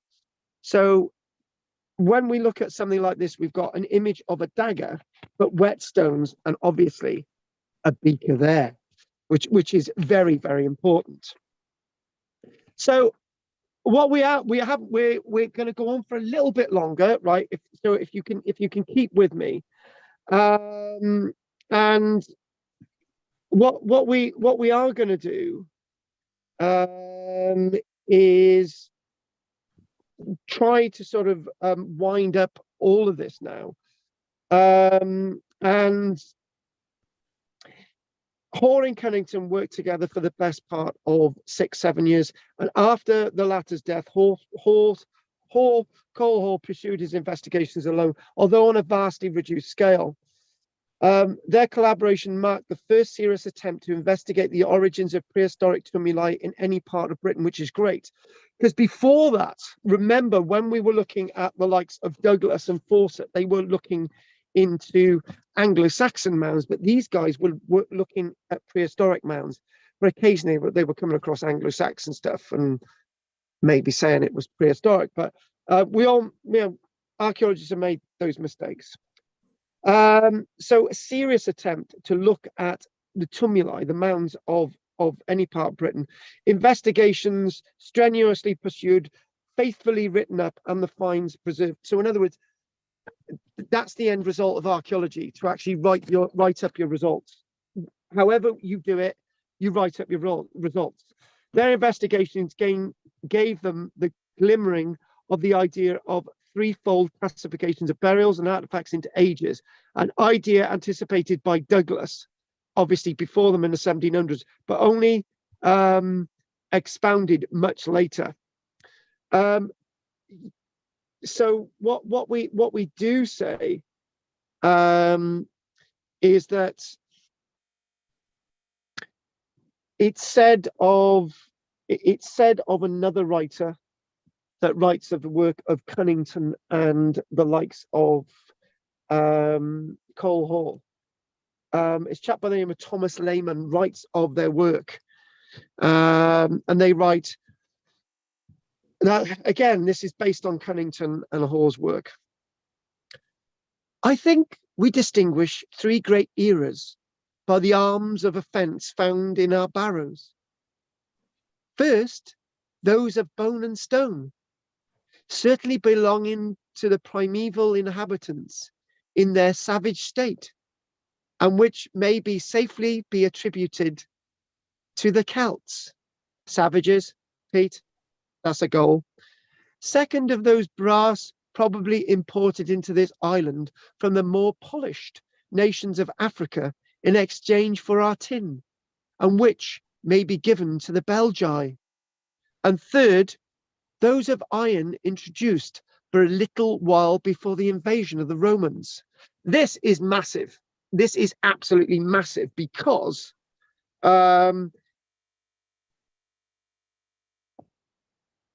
listen to this. Sadly, no mention of this idea was committed to the pages of ancient Wiltshire, and it was 30 years before Tomlinson was to argue this basic chronology distinction in print in Denmark. However, based on the work of Cunnington and Hall, somebody wrote of Cunnington's work as being distinguished in those three categories, except it didn't make the pages of ancient Wiltshire. Now, if Cunnington and Hall had made that differentiation in print rather than, you know, given an idea, if they'd put that in print, they would be the true fathers of worldwide archaeology. Because Tomlinson, his work was published in regards to the Copenhagen Museum in 1836.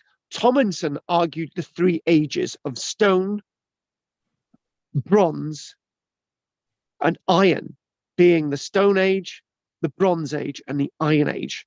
This is what Tomlinson argued, even though this is what Cunnington and Hall were intimating at with their work, but it never made it in that form into ancient Britain. If it had made it into that form in ancient Britain, we would be the fathers of worldwide archaeology and not the Danish. As far as the ceremonies relating to the erection of barrows were concerned, Hall realized in the second volume of his great history that though further explorations might add new articles to our museum, it would not probably procure much additional information respecting the funeral rites of the Britons.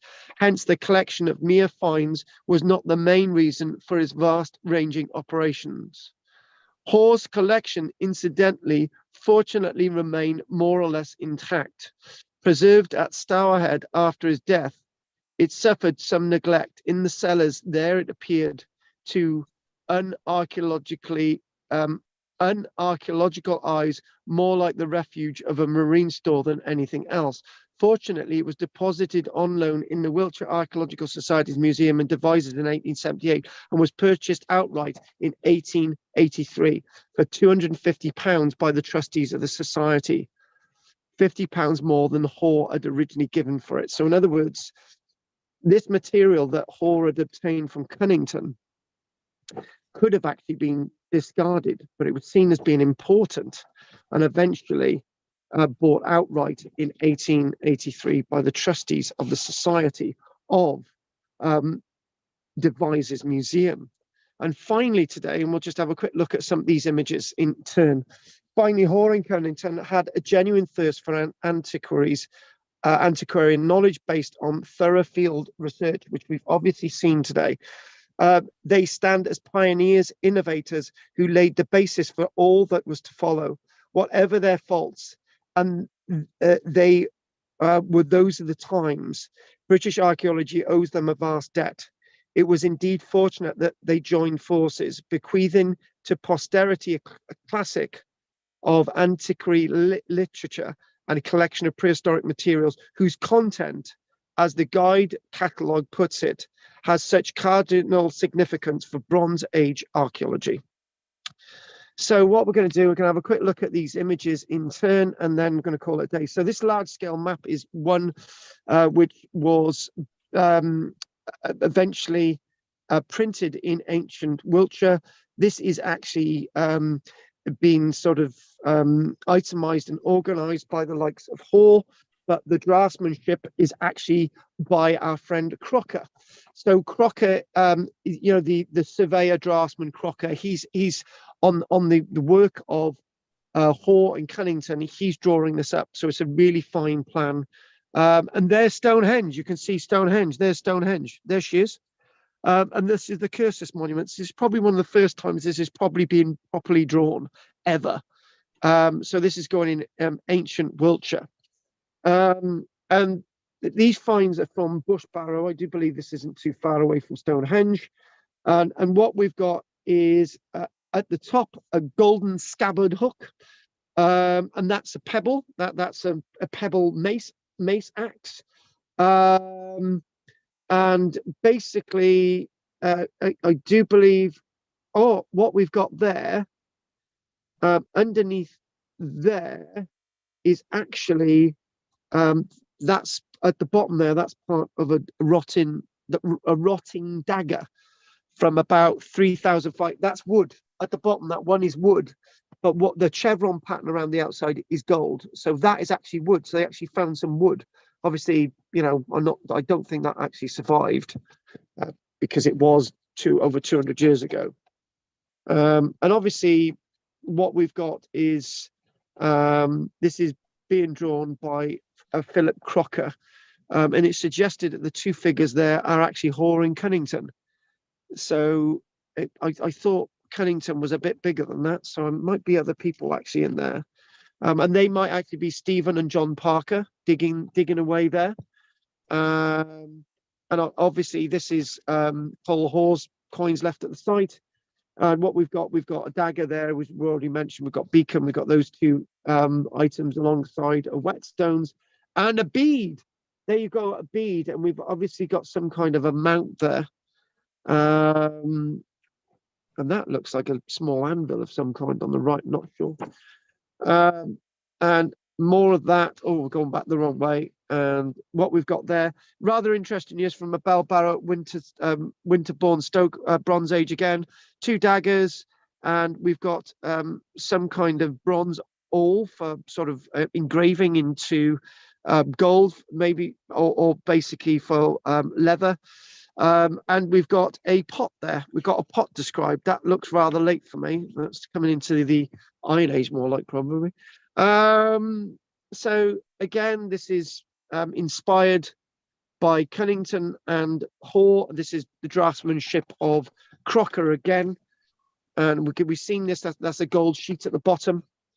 Again, opened by William Cunnington. And again, another illustration in ancient Britain showing the bell barrow, the bowl barrow, the long barrow, and a mistaken druid's barrow. As I said, usually, and you've got Stonehenge in the background there on the left-hand side. So one of the things that even though Hoare dismissed lots of what Stukely was writing, and even this idea of calling this a druid's barrow, he did actually still put it in print. So anyway, that's in ancient Britain. And there's our friends again. Last look at our Cunnington, ingenious tradesman.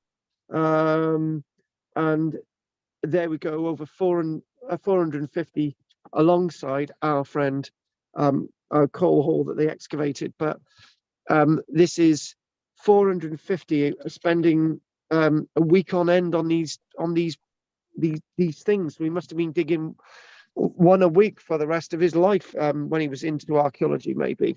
But anyway, that's basically it today. So let's just see if there's any questions. And if Anne's not fallen asleep.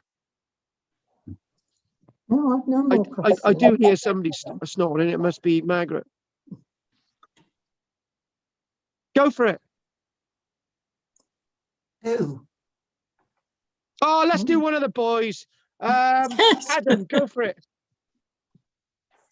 No questions. Oh, this is going to be easy, girls. A lot for your mouths to open over. All right, Andy. No questions, thanks. Oh my God! Hey, ladies, you got loads of room to talk. Let's see if Peter C doesn't let us down. Go on, Peter. Nope.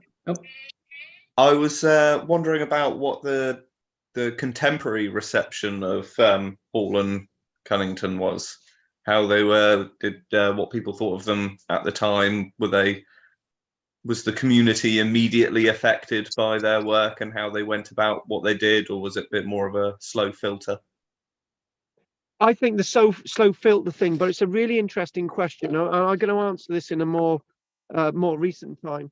On the island of Lewis and the and those types of islands in the inner, and I do believe more so in the Outer Hebrides on the west coast of Scotland. I can remember my lecturer, Colin Richards, Professor Colin Richards. He said that when he was working on those islands, the local people did not want archaeologists there. They were really superstitious, and they would sort of turn up in number, saying you shouldn't be digging here, right? And it was really difficult to get people on side, and they didn't want archaeologists digging on the islands. Very superstitious. So that's only about 10, 20, 30 years ago. So when you think about, we've got that reference early on that most people are okay with them digging on the landscape. And remember, this is in Wiltshire in the middle of nowhere, so there's not many people around. There's that one instance where somebody's thinking that they're poaching. But I think what it is, I think you've got to think the following. Most of these people are far removed from the poor people. So they're going to be in their carts, passing through villages, ignoring people. So what the local people felt was neither here nor there to them. Yeah. And if any of the local people did anything, they would be in serious trouble. So the aristocracy were very much into these. Those are the people who have the voice of the day, right? It's their voice that counts. And I think that's the only voice that we can give, because the lesser people are really not writing about this. They don't have a voice. So, but I would say that maybe what they thought, well, actually, there is an answer to this in the absence of evidence. The answer is quite clear, Peter. If the local people haven't dug into these mounds for gold and stuff, they're not interested in them. So if rich people come along digging, they're not going to care anyway. So I think that answers your question. Yeah. Thank you. That's what they felt. Right. So, my God, we've let's do one more of the boys. Margaret. Weren't most of the aristocrats believers of the creationists? It was before Darwin, wasn't it? So were they? Well, the Cunnington and Hall didn't really care. And at the end of the day, this was a perfect time to be asking that question, because when you look at the French Revolution, right? You know, they were not happy with Catholics. They were not happy with the church. So people were doubting the sense of religion then. There were massive problems in Spain, for example, about in regards to Protestant and Catholicism and Napoleon, it was a time that people were doubting faith. So yeah, this was a time to be looking into this type of thing. It was perfect. So you know, there was, and actually, when you think about it, Margaret, right? Didn't we 2 weeks ago the two guys, Fawcett and Douglas, you know, reverends, and you're thinking, well, what the hell are they doing? But they did. And maybe the answer to the question could be in a lecture looking at Bishop Ussher. So we will answer that in the future. Yes. I suppose it was a time of great turmoil with the Industrial Revolution just starting. A lot of changes afoot. Well, to be honest with you, what spoke then? If you just gently think about this, Margaret, right? The only thing that mattered, was money. You know, you would have enough money to pay the church, and just say, oh, you know, but you're going to treat the people who work for you really badly, right? So the ideas of looking after people and that type of thing, people were really treated badly. And the one thing that I would say, right, people lined up to go on board ships.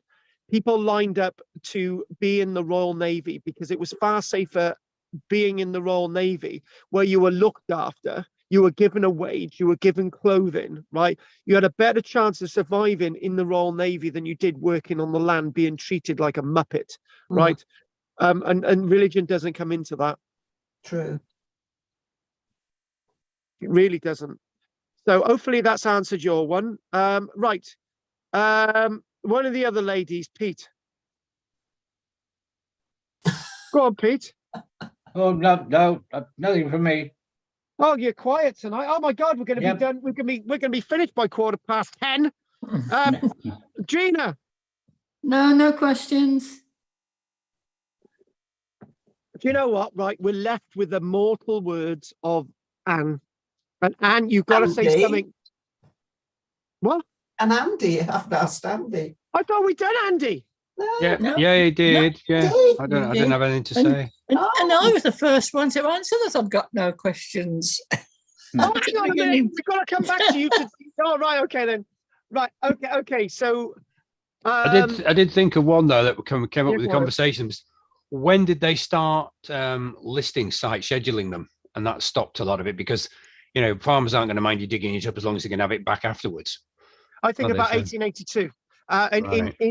In Denmark, they're 1807. So I actually, do you want me to give you a precise date? I do believe that's it's near enough. Oh no, I'm going to do that anyway. I'm just going to look it up. If it was 1882, one of the first sites to be scheduled was Pentre Ifan in West Wales. So this was part of my postgraduate doodah. So first scheduled ancient What's the bet, so I got the date right?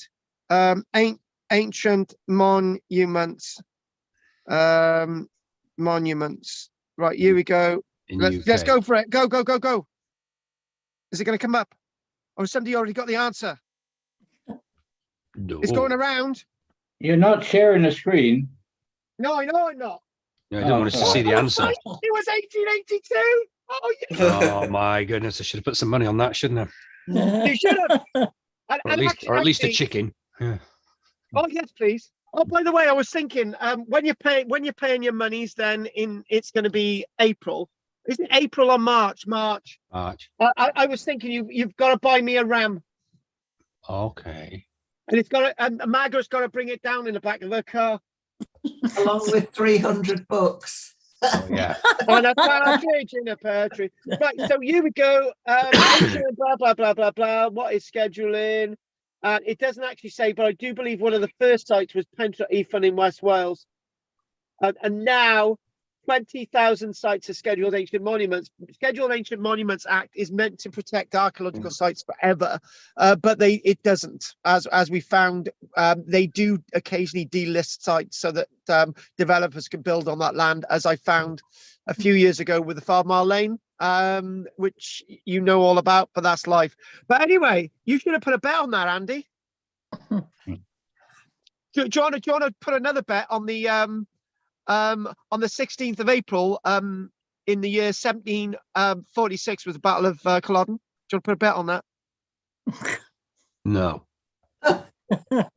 What about the 14th of October, 1066? What about that one, the Battle of Hastings? Do you want to bet on that one? No. You'd be right. What was Bannockburn? What was that? That was 1314, but I can't remember the 1314, date. yeah. Is it March? Yeah, Elvis Presley died on the 26th of August, 1977. Do you want to bet on that one? Nah. On that note, folks, right, are there any other questions before we finish? No. Just to say, I won't be with you tomorrow. I've got a blood test at that time. Oh, well, you can do it. Well, you can have the blood test while you're listening to me. Oh, and Kate's really pleased that Donald Trump's running as president of the United States again. Oh, he's. I'm sure she would be. Yeah, she's daft Oh enough. my God. Yeah, mate. Cheers. Right, okay then. If anyone wanted a quick chat at the end, it's perfectly fine. But if not, I'm gonna call it a day. Thank you very much for joining me. If nobody's got anything else to say it now. Yeah. Okay. Right. Yeah. I'm gonna say good night to Drina, Peter, Anne, Margaret, Andy, Peter, C, Adam, anyone else online, and a partridge in a pear tree. See you next week, folks. Good night, Take care. all. Thanks, Carl. Bye. Bye all. Catch you later. Bye. Bye. Take care. Look after yourselves. Oh God. Everyone's gone. So anyone watching this, don't forget to like and subscribe. And that's good. That's been a really long one. Oh my God, we keep this going and it's really, really a lot. Oh my God. And do you know that guy, Peter C? He reminds me of somebody. He really does. Anyway, so that's it. That's everyone gone. So I'm gonna go and we finished that. I'm gonna see if there's anything in the chat. Nobody puts anything in the chat. Close everybody, nothing been in the chat. House done. Like, subscribe, join. Thank you very much for watching. This is Barrow Diggers part 3 over and out. Another 106 parts to this lecture.